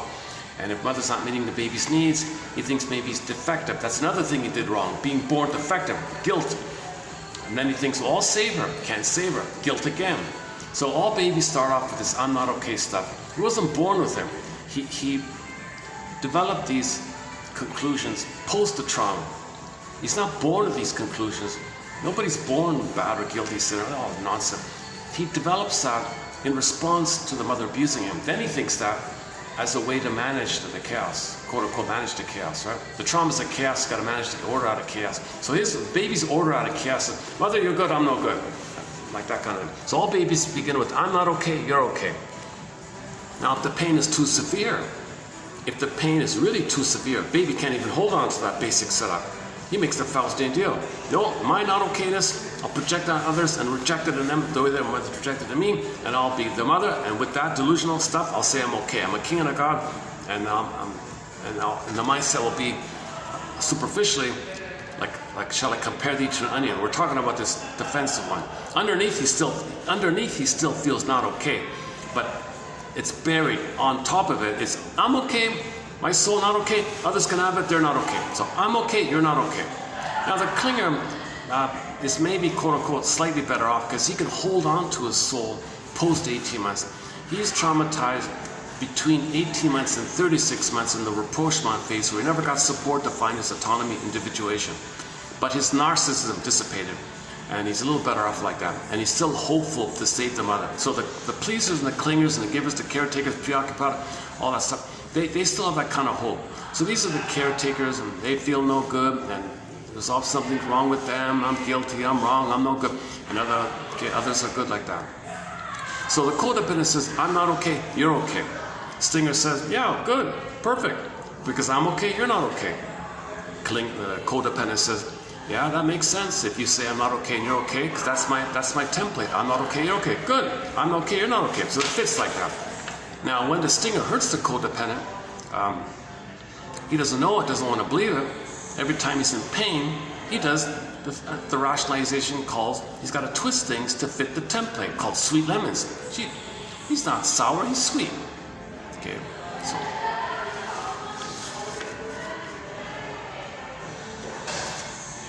Oh, they're over there. There's some kind of conference near me here. But they're on the other side. Why do I hear them on this side? Should I move here? Yeah, maybe just to be safe. If they come out, they might complain. I don't know. Just to let me play on the safe side. Let me go to the smoking part. Hold on a second. Give me 2 minutes to set it up.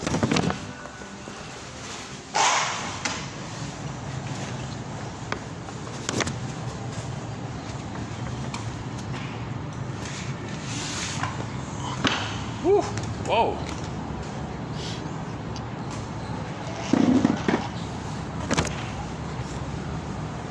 Yeah, so there's part one. We did part one just where that little pyramid structure is. And there was some music. They played I Will Survive, Gloria Gaynor's I Will Survive. See, they're expecting a lot of rain, so that's why it's kind of mellowish here.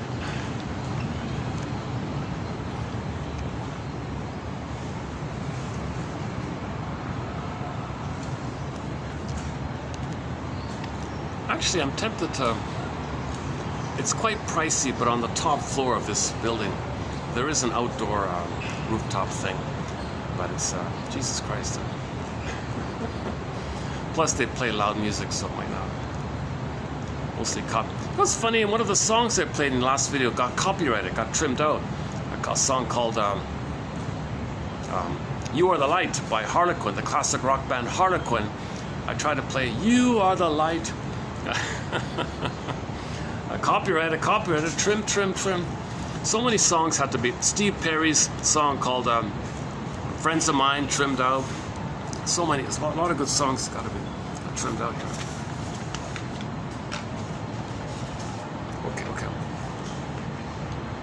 Okay, the only people who come out here are going to be the smokers. All right. Oh, hang on a second. Let me give them the ashtray.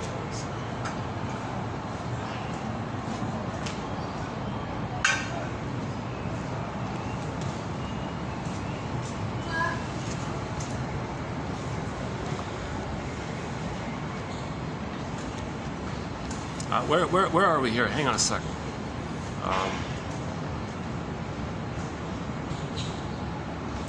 Okay, so the positive intention is people want to individuate. People want to grow. People want to resume development. People want to pick up where they were frozen recreate in the present that past frozen place. Be frozen again, of course, but the hope is they want to get unfrozen and then resume development. But the present isn't a past, so it's always going to fail. So a person can be passive aggressive and be the tar baby their whole lives, try to pull in people all the time, get their hate out all the time, trick people, lie to them, agree, disagree, say you're going to cooperate, but covertly don't cooperate. A person's going to have 20 lifetimes doing this stuff. It never translates to being transported back to the nursery, mother apologizing, saying, I'm sorry for what I did, let me do it right this time. It's not going to happen. Okay, so this, you got to think in those kind of terms, in terms of understanding and empathy. You got to observe what's going on like that. So these quotes are helping us to observe. So these authors here of the book Angry Smile, and Wetzler and others, are helping us to develop our observing ego. And as mentioned, is it here? Oh no,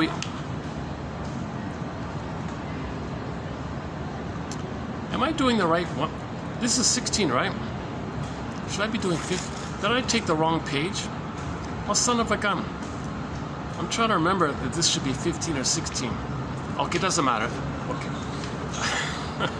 I was thinking about the Columbo one. Oh my God, I think okay, what I just read here is 16. I should have taken the page for 15. Okay, that's the first time I've ever done that, eh? Now look at that, eh? 1,400 videos. It's the first time I've mixed up the pages, if that's the case. Anyways, what I think, if it's the case that I took the wrong page for this video, then what I'm missing is the printout for the topic about if you're dealing with a passive-aggressive person, right? You want to play Gloria Gaynor. I will get through this. I will survive. So you're aware of what their game. You're aware of their game, and you know that they're in a compulsion to do this. You know that they're in a stubborn, demanding, final pathway compulsion. Oh, Jesus. Got these huge jumbo screens blinking their ads. Let's see if I can change it up here. Is that better? Okay, I guess, yeah. So, let's try that. Okay. Let's get the trees on. I mean the ferns or whatever. You can still see it. Jesus Christ. Got these huge jumbo, several story high, who knows how wide, billboards flashing these blinking lights all the time, like a strobe kind of thing.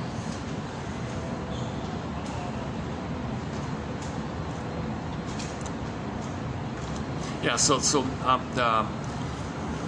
usually it's going to be the codependents and healthier people, let's say. They're going to be able to observe this stuff. Okay, I know his game. I know it's his final pathway. I know it's a compulsion. I know he's not aware of it. I know he's enjoying it. He's got pleasure for it. I know he wants to be seen in a positive light. I know he's going to do covert, sneaky things and not admit it. And he'll blame me and turn the tables and twist it in a manner where I'm the guilty one and I'm at fault. He's innocent. He's getting his anger. I know this kind of game, this tar pity thing. I see he wants to pull me in and control me. So just as the bully wants to control overtly, he wants to control you in the tar pit way. They both want to control, the overt bully aggressive and the covert bully aggressive. Okay? They both want to control the person because the baby didn't get the ones to the mother. So they want to control the person, filling in for the time, the missing time.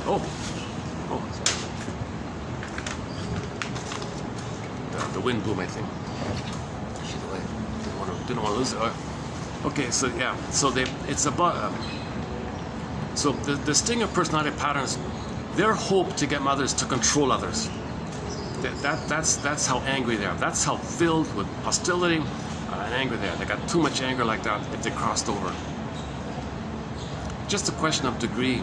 So the 18-month mark seems to be that kind of developmental time or something. If the child can get loved enough, safe enough, soothed enough, seen enough, and then he's traumatized post 18 months, but between 18 and 36 months before the psychological work, then he still has a soul. It's wounded, is childlike, still thinks like a child, still naive like a child, not aware of it, but his philosophy will be, well, I'm not okay, but I'll save everybody, I'll fix everybody. Everybody will be a copy of the mother. If I save somebody in the present, that's saving mother in the past. If I save mother in the past, because I'm going to transfer mother to the present, save them in the present, it's mother in the past. If I save mother in the past, that's what babies want to do. Babies want to save the mother to have a loving mother. So they save if they save people in the present, if they save people in the present, they think they're saving mother in the past. Finally, if they save mother, they'll get a loving mother. So the codependents are still, they also want to resume development, but they're doing it in a more, quote unquote, more benign way, childlike way, innocent way. The stingers get the trauma before 18 months, because the pain is way more intense. They crossed over the Faustian deal. All they have is ennui, aggression, control, power. They don't care about love and affection. Because their life force is in the neural imprint in the amygdala when the trauma takes place before 18 months, and the soul freezes up before 18 months, kind of thing. The child manages to hold on some sense of beingness, some sense of budding beauty, some sense of aliveness, but he's kind of frozen post 18 months. So in the repetition compulsion phenomena, when clingers, in just again broader terms, step back a second, broader terms, when clingers and pleasers go through life, they recreate the disappointment. They hope, disappointed. They don't hurt others, right? When stingers can replay the record, they're 45 in life, okay, they don't know that they had a hope and they're going to reject themselves. So others are going to be seen as them wanting something, and they'll say no to them. And then at the same time, hocus pocus, primary process mentation, flip-flop, the one they just shamed, they suddenly think it's their mother. Now they're angry at the one they just shamed. So they shame someone and then hate them. So very, very traumatized people hate the ones they hurt. So the more perverse stuff is they shame others, mock others, and then hate them. Can you believe it? Because others are them. Okay? They were shamed, mother was, and they're angry at the mother. So if someone is them, there's their mother at the same time. So they hate the mother side. So first they play the mother, the other person plays them, so they hate them the way their mother hated them, and then poof, same, simultaneously, at the same time, on another level, hocus pocus, auto-hypnosis, the one they're shaming, who's their own soul, simultaneously is their mother, and now they're expressing simultaneously their anger and hate at the mother, the one they're shaming now playing their mother. It's a simultaneous kind of thing, no time in the brain. So Cupid, so Cupid's pretty busy here, right? So Cupid's pretty busy here. We got to give Cupid a rest here. Let's give Cupid a rest here. Let's heal ourselves. If we can give Cupid a rest, or notice when Cupid's about to hold the arrow, kind of thing, pause. Wait a minute, hold the phone here. Am I doing the same thing over and over again? Okay, the famous definition of insanity, expecting a different result. Hold the phone here.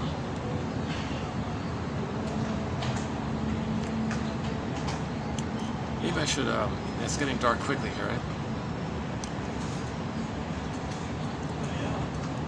I was too bad I didn't bring the page. I was expecting a major downpour, so I didn't want to carry it. Didn't want to carry too much, that's why. Wasn't too bad, just for about it was only about a half an hour, right? Heavy rain for about half an hour, and it stopped. Son of a gun, I missed it today, yeah. Okay, let me double check. Oh, sorry, so another thing, it's sort of a fun one, actually. So you say to yourself, I'll get through this, I will survive, I'll handle this. I'm not in this compulsion like the other person. The other person has no choice, kind of thing. I've got choices.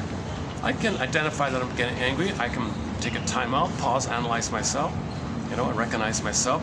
Recognize that I'm getting sucked into the tar pit thing. Yes, it's painful because I thought I could get my needs met with this person. I thought I could resume development. but they just want to angrily control me so that they can resume development. I wanted to resume development by helping them. They don't want that. They want to resume development by hurting me and controlling me. So it's the clingers and the stingers. It's a common setup like that. See, the clingers eventually leave the stingers, and the stingers are still lonely, of course. But the stingers can find other clingers. There's always naive clingers around. Wow, yeah, interesting about that. Maybe not so much. What happens when more and more people develop the stinger personalities? There's not enough clingers around. Well, okay, then what happens is the stingers get married and they scapegoat the children. So how stingers cope with it is if stingers get married, they can't make I statements to each other. They both got a lot of hate and anger like that. So they just function to have a kid, so they can dump on the kid, hate the kid, scapegoat the kid. He scapegoats the kid, she scapegoats the kid, and they're together for this utilitarian function to have a kid around to scapegoat. So that they scapegoat the kid when two singers get married.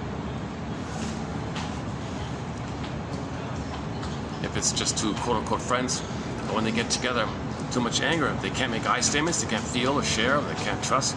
So the first thing you do is, all right, drinking buddy or whatever, who are we gonna hate? Let's identify and agree on a scapegoat. Who's gonna be our scapegoat? Pick someone, just whatever. Someone unfamiliar. Yeah, okay, someone unfamiliar. Yeah, we don't know those people in Tower Z over there. We don't know them, right? Okay, let's just pick them. All the people in Tower Z, they're no good. That's us. So they project their no good onto people who live in Tower Z. I don't know.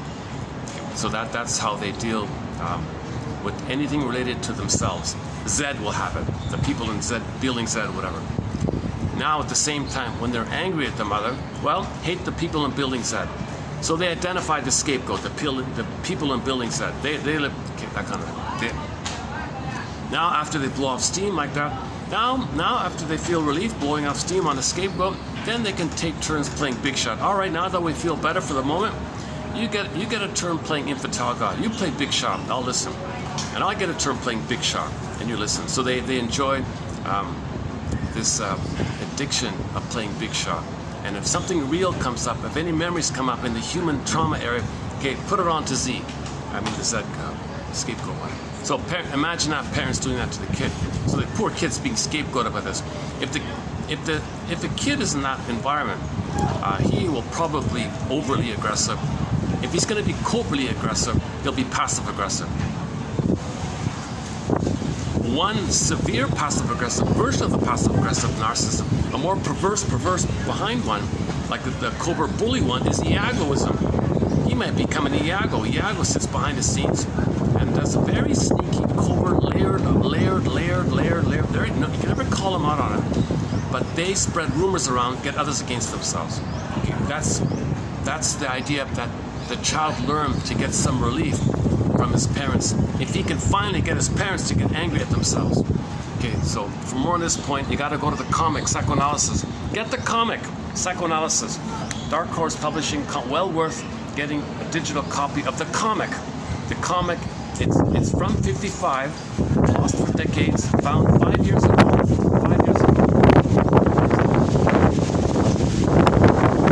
You're not going to hear it. Let's see if there's any other.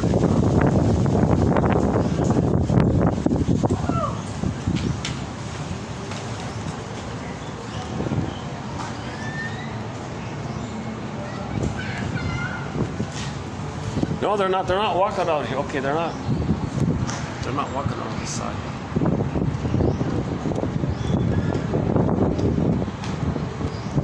I don't want the assistant manager to get in trouble. If the conference people complain, then she'd get in trouble. I gotta be careful. She said, "Yeah, you should be okay. They're on that side." They don't have the whole floor booked. They only have that one meeting room booked. So she said, okay.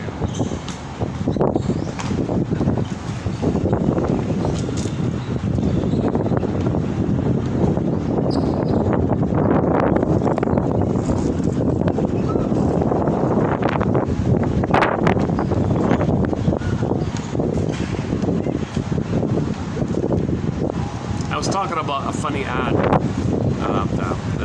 claymation of the caveman and the cavewoman ad yesterday.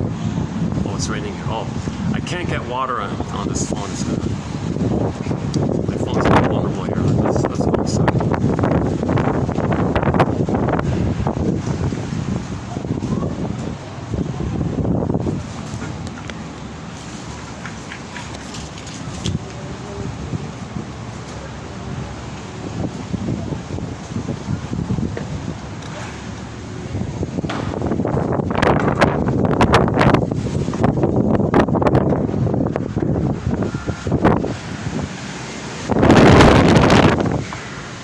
The storm's coming, eh?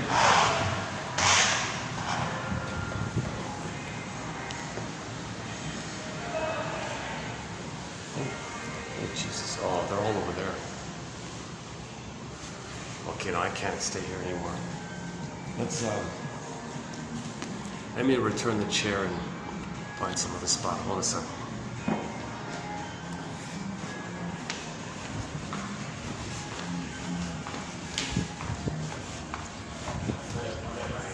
Thank you very much.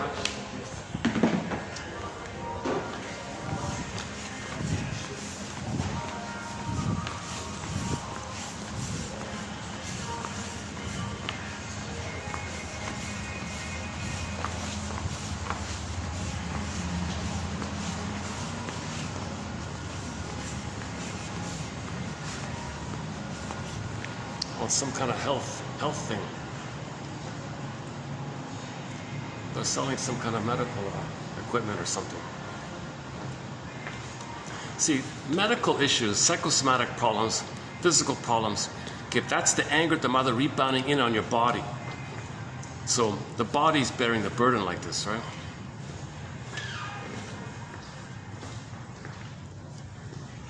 Going the right way? Oh, this way, okay.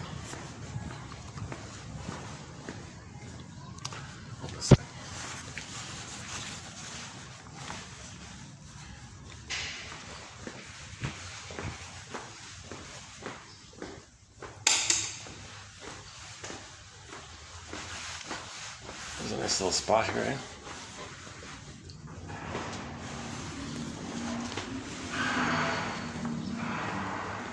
Oh, I can't go to the outdoor roof anyways, right? Hey, I got okay, one spot I might be able to go to. Let's try. Hold on a second. Let's see. Oh.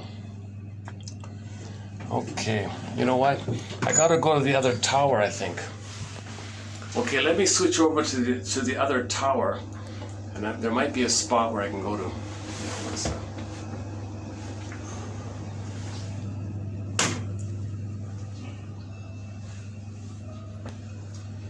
Okay, hang in there. Let me settle in somewhere and we'll continue. What is this? This ground? All right.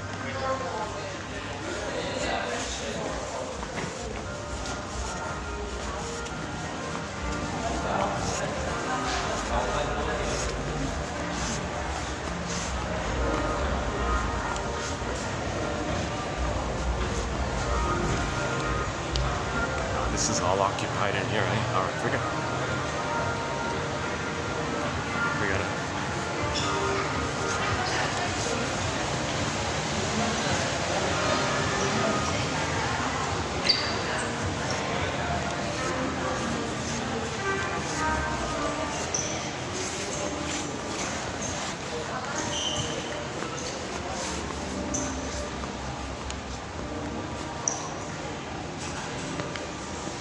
Actually, maybe I could just sit. Maybe I should just sit over there.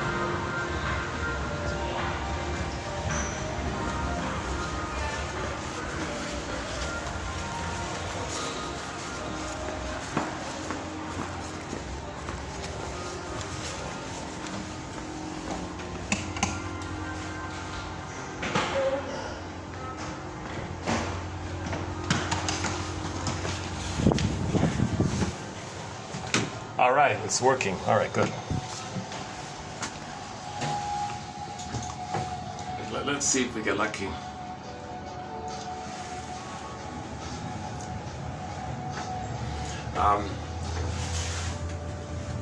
Okay, so that's a key point, right? Have a little empathy here.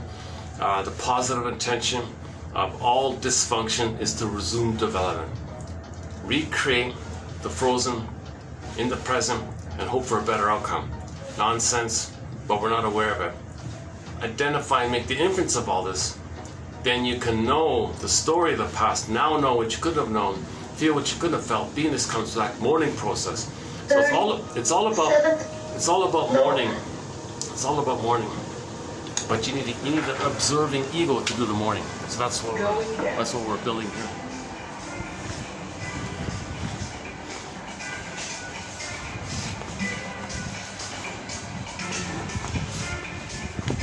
Hi.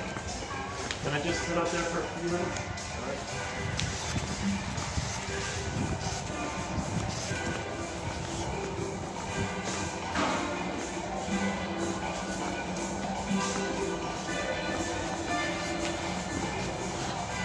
Well, they closed it? Oh, no. Okay. All right. Oh, good. This nice little spot. Yeah. See, the roof, forget about the rooftop. It's probably closed. The curtains are freaking out here. The curtains are not set up for breezy things here. Uh-oh. Do I have to buy a drink here?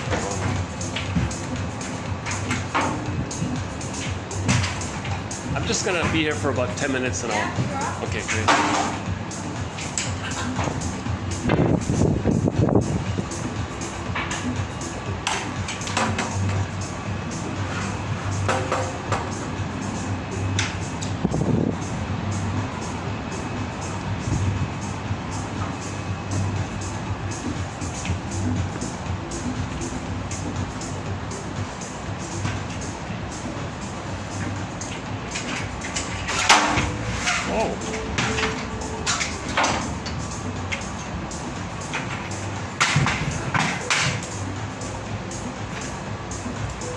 Try this.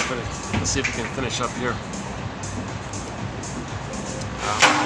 Yeah, so other things you can say to yourself in your mind when you're dealing with a passive-aggressive person is, I will survive, I've got choices, I'm somebody with I'm developing an observing ego, a reflective ego. I can observe myself. I can observe what I'm experiencing. So now I have options. Not obligations. Oh no, options, not obligations. Whoa, these curtains are freaking out here.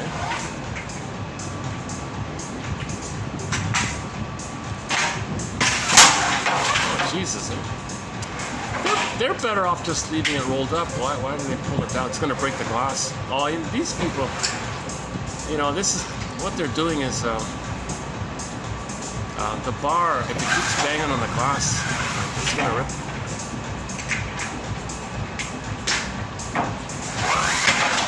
I guess they don't want, look at that, they don't want it to be wet. They don't want rain to come in here. But the alternative is these curtains are gonna bang the glass. Right?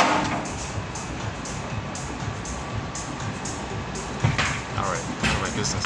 They know what they're doing. They've been through this routine a gajillion times. All right, I'm just a guest here.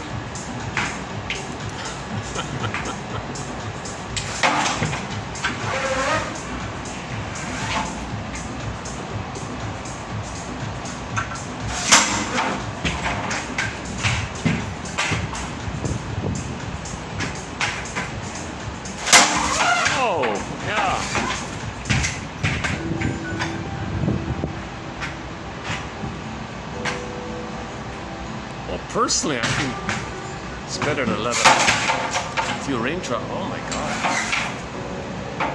It's just a question of time before this thing.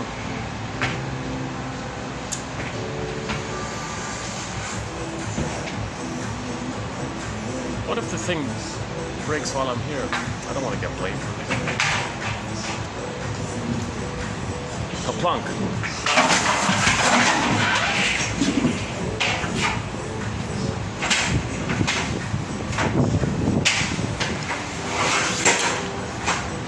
Oh boy, that's gonna break. The glass is gonna break. It's gonna come. I make it like glass shatters. Glass might break here. Let me double check with them.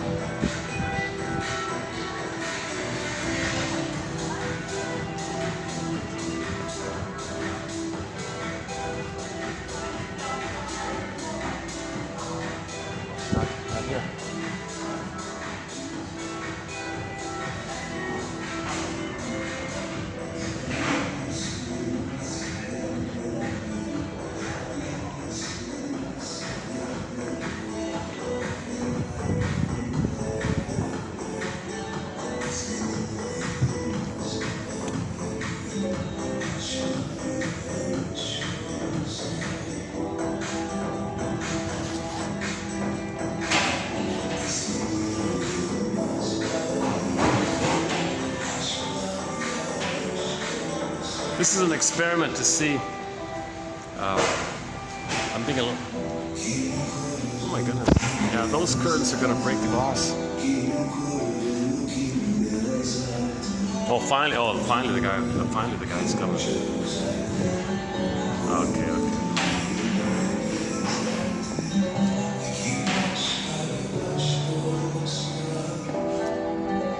He's not doing anything.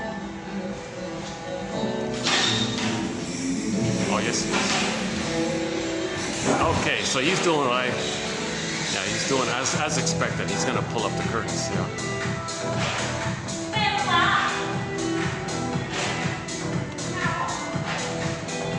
Otherwise, yeah, if somebody's sitting there, there's a risk like that.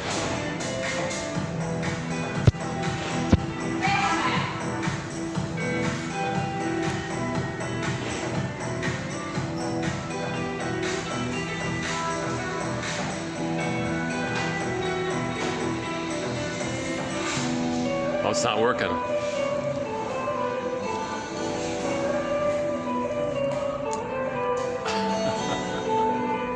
The automatic pull-up is not working. So it's already broken. It's already broken, right? The curtains. Oh, one of them's working.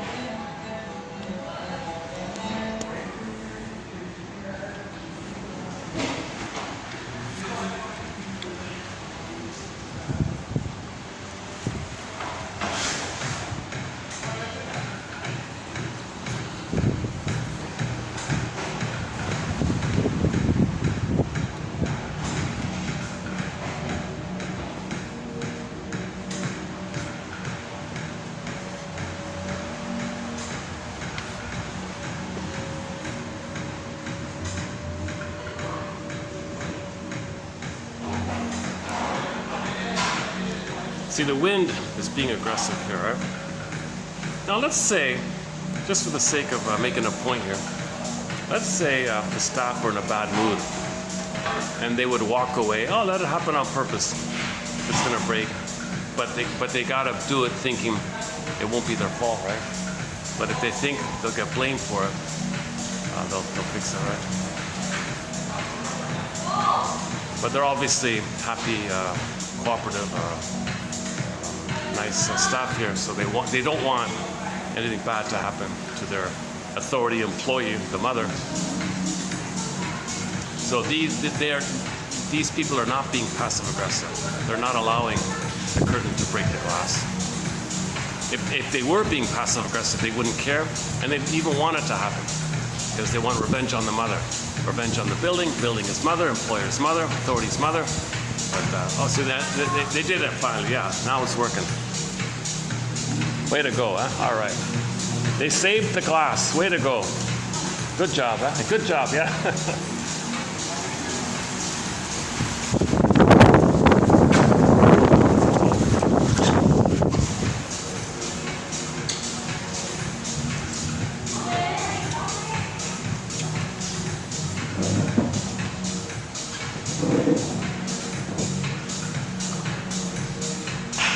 So they're happy employees. That implies that they don't have severe anger issues with their mother.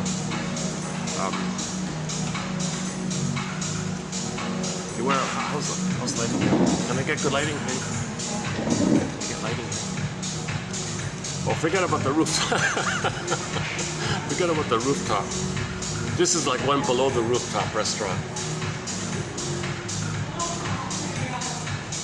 This is like the smokers. Ironically, this is the rooftop has those smokers sections, so I think they got to go down to this side part here. This is sort of like a spare events venue place here. And the people who were on the rooftop, I see them over there with their drinks.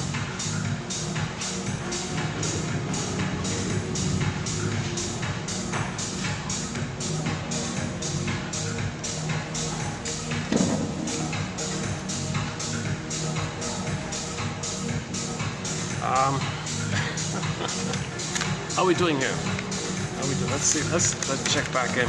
I wish I brought the other sheets. My goodness, what a pity. Missed opportunity here. At the top page of 3016, there are a few quotes from a guy named Stephen Wolinski. We covered his material already. We finished we did a 4-video special run on the work of Stephen Wolinski's book called Trances People Live. No, not so much that book, the sequel, The Dark Side of the Inner Child. So his theory, his way of putting it is that in trauma there's a trance, and we're in this trance, and the inner child is the hypnotist. So mother is the hypnotist. You cannot show anger, you cannot show anger. You got it? Yes, mother. Here's the watch, do it to yourself. I cannot show anger, I cannot show anger. Now the inner child is hypnotizing you your whole life. So you, the adult, are going to be hypnotized by your own inner child of the past, hypnotizing you. Your own inner child of the past is a hypnotist trained by your mother. And your own inner child of the past is hypnotizing like the person, the adult, like us. Anger is forbidden, anger is forbidden. Okay. Now there's another watch where the inner child found a way to get out his anger. Do it sneakily, do it sneakily. So you got 2 hypnosis. Don't show overt anger, do it sneakily, covertly. And this is like the inner child having like a double hypnosis going on.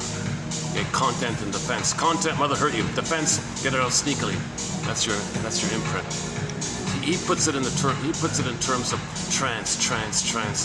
I found it helpful. It's a good book. It's called The Inner.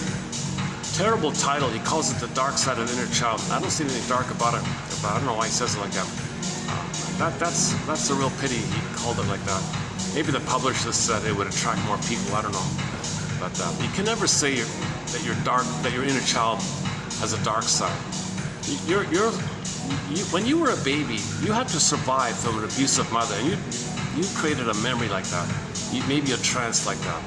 The issue is, we need to say to our own inner child, hey, inner child of the past, that watch you got there, that's a nice watch there. Can I have it? No. Why not? Why won't you give me the watch? Because you didn't admit your mother failed you. You didn't admit your mother betrayed you. If you do admit the reality, then fine, I'll give you the watch, you can bury it, have a ritual, and you can be in the present. If you don't admit, and if you don't mourn, if you don't process, if you don't identify the reality, I'm going to keep you hypnotized for your protection. So the inner child's being helpful like that. I don't frame that as him being dark or anything like that.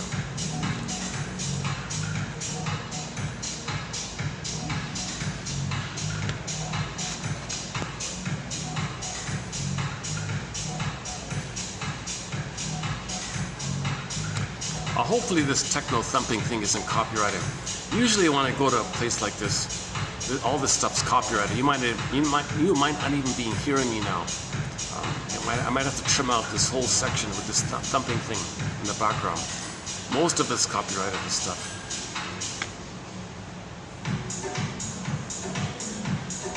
Yeah. Should I change? Or just wrap it up?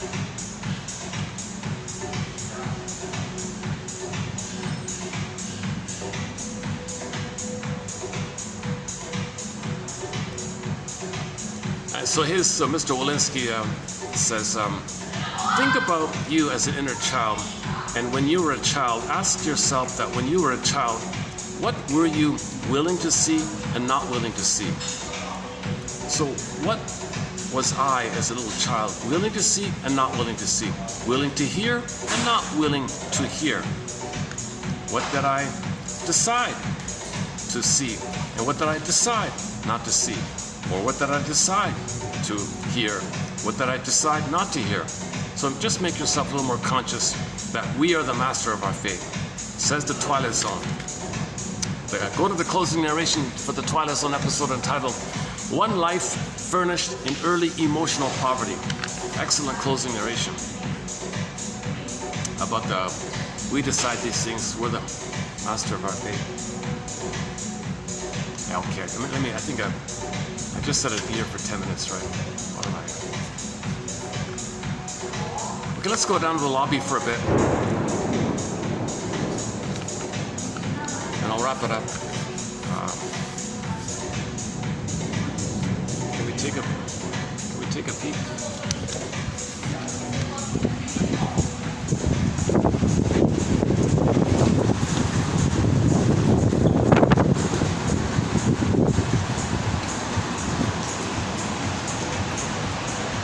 dry spot here. Hey, wait a minute. Is this dry here?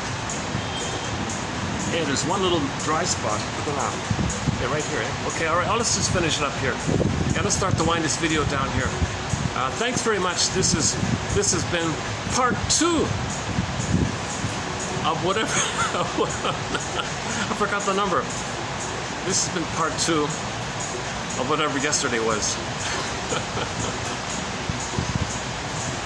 So for the past several videos, it's been very interesting to talk about passive aggressiveness, and I touched on a few of the points. If you want, I recommend reading the quotes for the past several videos. This is part 3. I made it down to 6.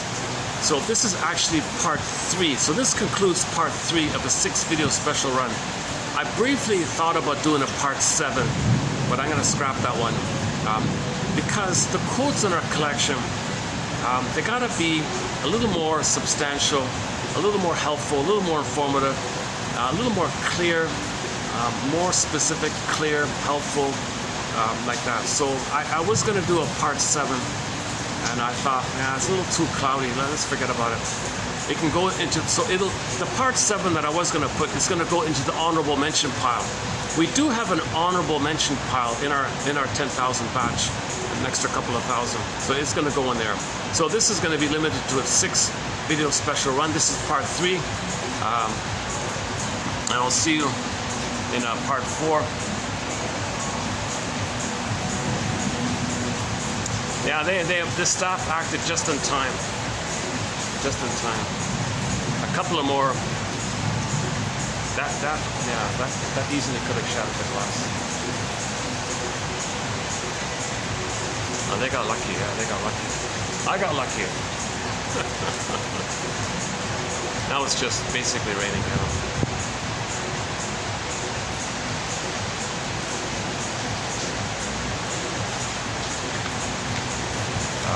One last quick skim here.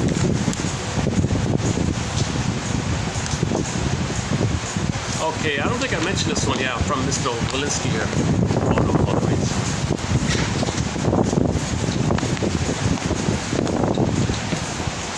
Okay, the thing about generalizing. So if the father says what you're doing with the computer, don't touch it.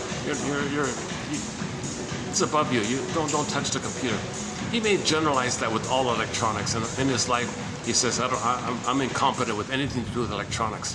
So if there's a specific pain around it, something, it can be generalized to things related to it.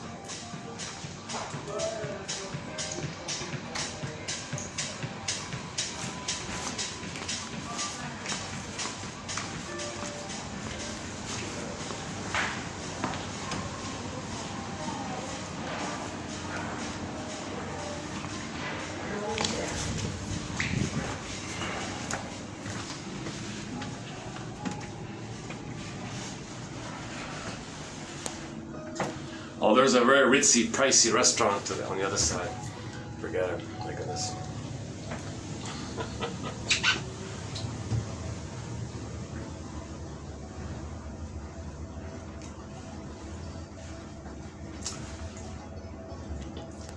One huge improvement with this elevator is they've stopped playing shocking horror films on the screen, on the TV screen. The moment you walked in, there'd be this shocking, like jaws jumping and grabbing blood and screaming horror. They put horror. I can't believe it. It was a shocking. They stopped it finally. Now it's just ads for in-house services, which is normal. So the hotel is more normal now.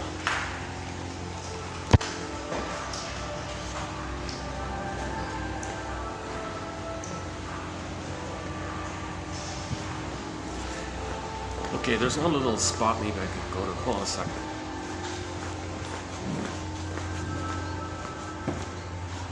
Oh yeah, okay. Oh no, somebody took it.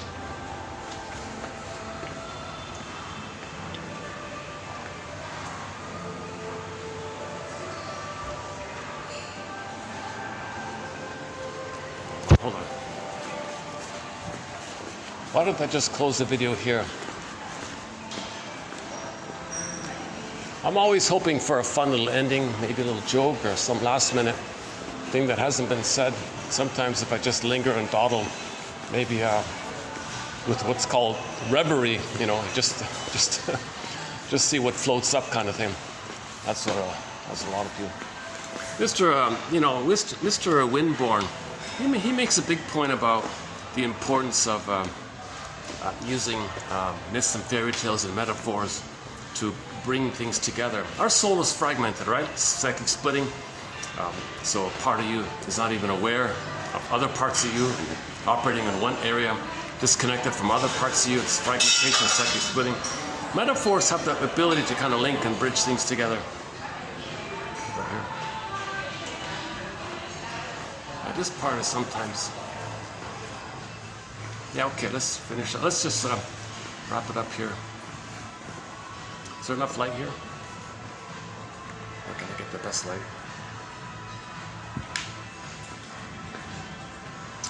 Where's the best lighting? How about here? Oh. Okay. Let's finish it up here. Oh, that generalization one. Let's read that. I don't think I read that one yet. So back to Mr. Walensky's book. A child is told he doesn't understand how to operate the television. The child is offered suggestions by the parent like, you don't understand, which the child decides to incorporate into his belief system, his taped, recorded belief system. The child generalizes the belief about TVs into other mechanical devices like cars, computers, VCRs. The older book, 80s or 90s, VCRs. He takes the suggestions as his own. He takes these suggestions or these trances on as his own.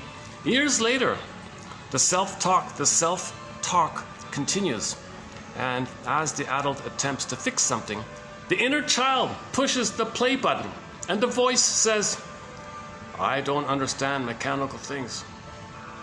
So the father said, you don't understand the TV, how it works.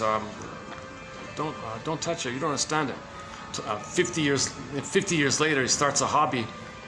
There's a voice in there, and he doesn't even hear it really, but it's saying to him, I don't understand anything mechanical. That's his theory here.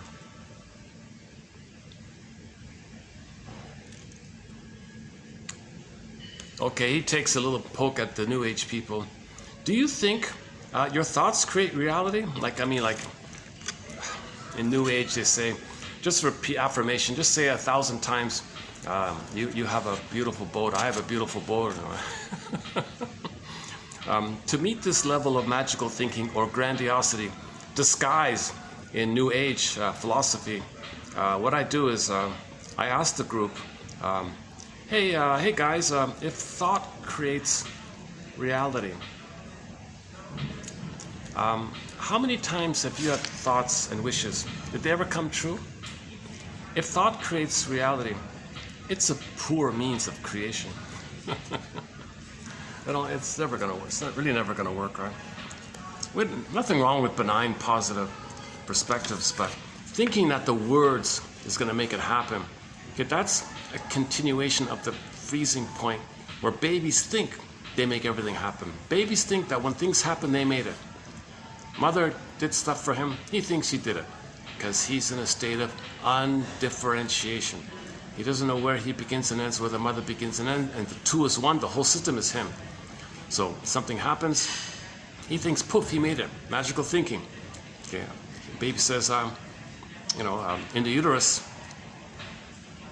everything's happening. He thinks he makes everything happen. He needs something, there it is. Okay, in the post-uterus, maybe he does make a gesture. Mother, I'm not comfortable. The mother cracks the blanket. He thinks hey, I'm powerful. I'm pretty powerful here.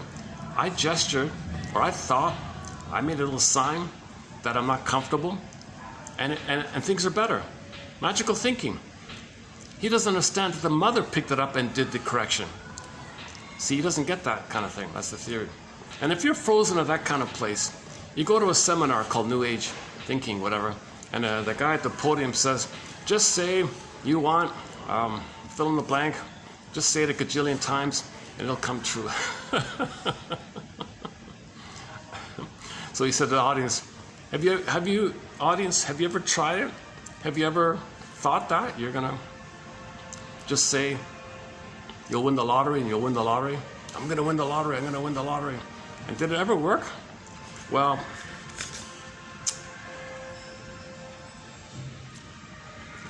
if this works, it's a poor method.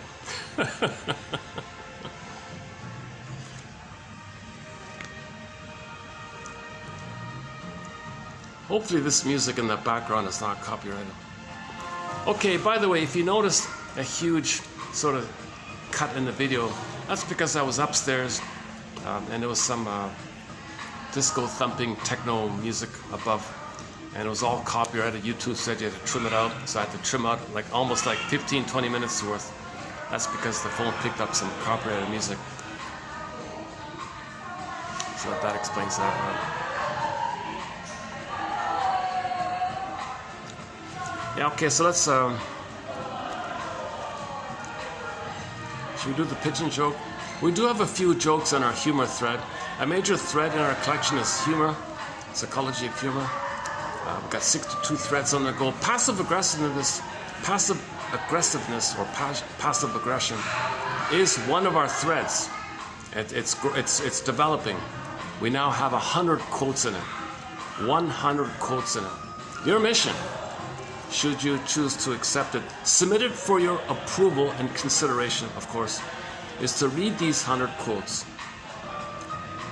Hopefully, that while reading these 100 quotes, some of them will click. Then, from the click, say to yourself, something clicked. Something caught my attention. Go on, free associate. What springs to mind? What does this quote remind me of? What does it suggest to me? And just see if something more comes up freely like that. Now, it's possible that you might get a dream about somebody in your life who was passive-aggressive, but you didn't know, you forgot, and it came up in the dream. Because this information will remind you of those people. And you didn't know about passive-aggressiveness consciously, so it never came in your dreams. It was kind of painful, and you couldn't face it. Now you can face it. With this knowledge, now you can face it. Now you're stronger. Now you can face it. I will survive. So now that you have the knowledge, now that you have the strength, the ego strength, I'm calling it the dream, a version, a psychoanalytic dream catcher, meaning building the ego. Now that you have this capacity of understanding, a little strength like that, when you sleep at night, now that you're safe, now that you have more confidence and awareness like that, when you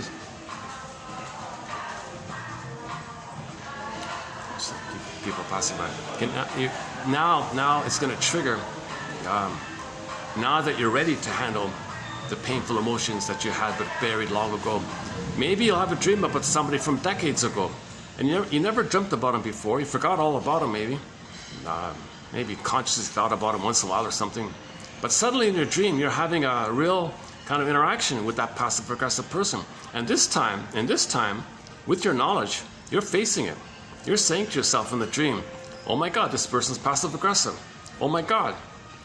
Resist, resist. Don't believe. The pillow's filled with thorns. The tar pit. I don't want the tar pit. Oh my God, this person's desperate to control me in a passive, sneaky way. The passive-aggressive narcissist cannot see you as a person. They only see you as a symbolic breast they want to gobble and control. So so you're feeling some of the pain of when you originally was pulled in, but now you're gonna kind of pull yourself out. You're being pulled in. Now you're resisting, but you're feeling the pulling in, the temptation. You feel the temptation originally that you had. It failed. Now you're saying, I don't want that again. Now you're facing, and you're processing, you're assimilating, you're facing the pain and the emotions. Dreams are about getting up your emotions to assimilate and accept, process, okay, make it a part of you, own it. I live to the extent that I feel. We live to the extent that we feel. So then, yeah, and that's one possibility. If you read 100 quotes on passive aggressiveness, you might get a dream about somebody in your life who is passive aggressive, and that's what might be going on like that. Make the unconscious conscious. So now you're gonna have that consciousness. Oh my God, I woke up, I had a dream. Oh my God, was that person passive aggressive because I read all these quotes about passive aggressiveness? Oh my God, yeah, and it kind of fits, doesn't it? You see, if you read quotes and you get a dream, a new kind of dream, that's something's working, kind of. Hey, where's my umbrella? Oh, here it is. Tough little umbrella, eh? Pretty good umbrella.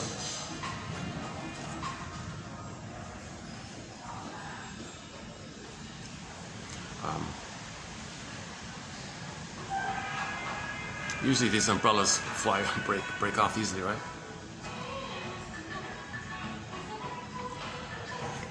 So we wrap it up here. Yeah, let's wrap it up. Yeah, my goodness. Okay, yeah, let's really wrap it up here. So I'll see you in part 4 of this topic. I'll review once again. I like updating and revisiting the quotes on passive aggressiveness.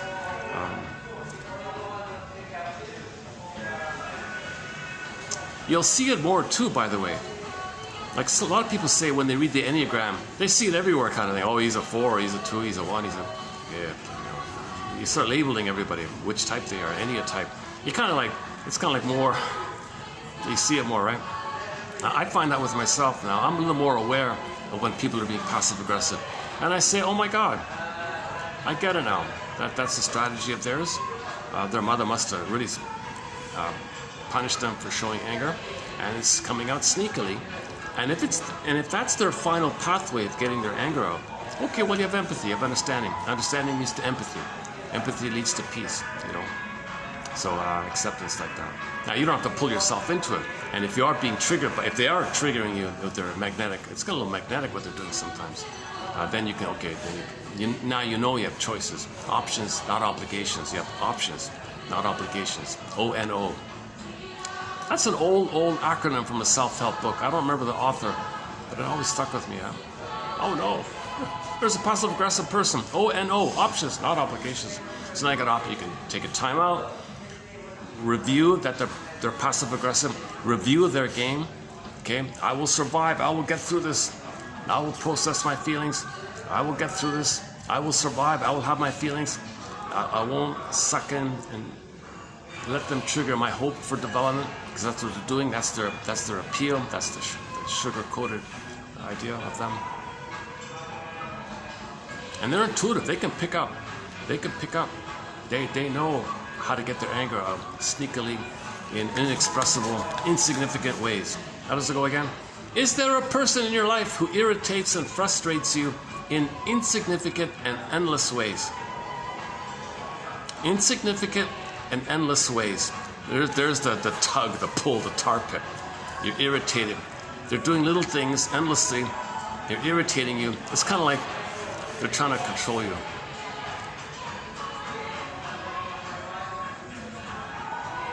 Well, if they're getting their anger out of you, you feel rejected, just like your mother rejected you. Now you want to save them. So if they hate you, you want to save them. You see, codependents, they always want to save the mother. They want to save people, thinking they're saving the mother. But they hated them. Passive-aggressive people hate everybody, so they want to save. Get back to that again. All right. Let's wrap it up here. Yeah, fine. I wish I could close up with a song here. If I had the player, what could we play?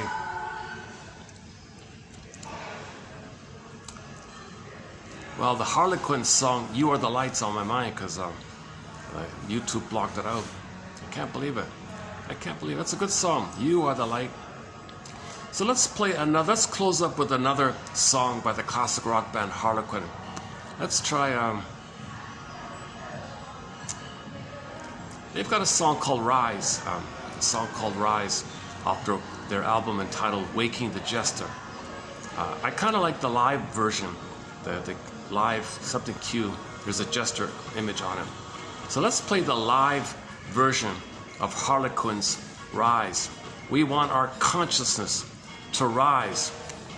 We want to raise consciousness. We want our consciousness to rise On that note, thank you very much. I'll see you in part 4 for the love of medicine. See you in part 4.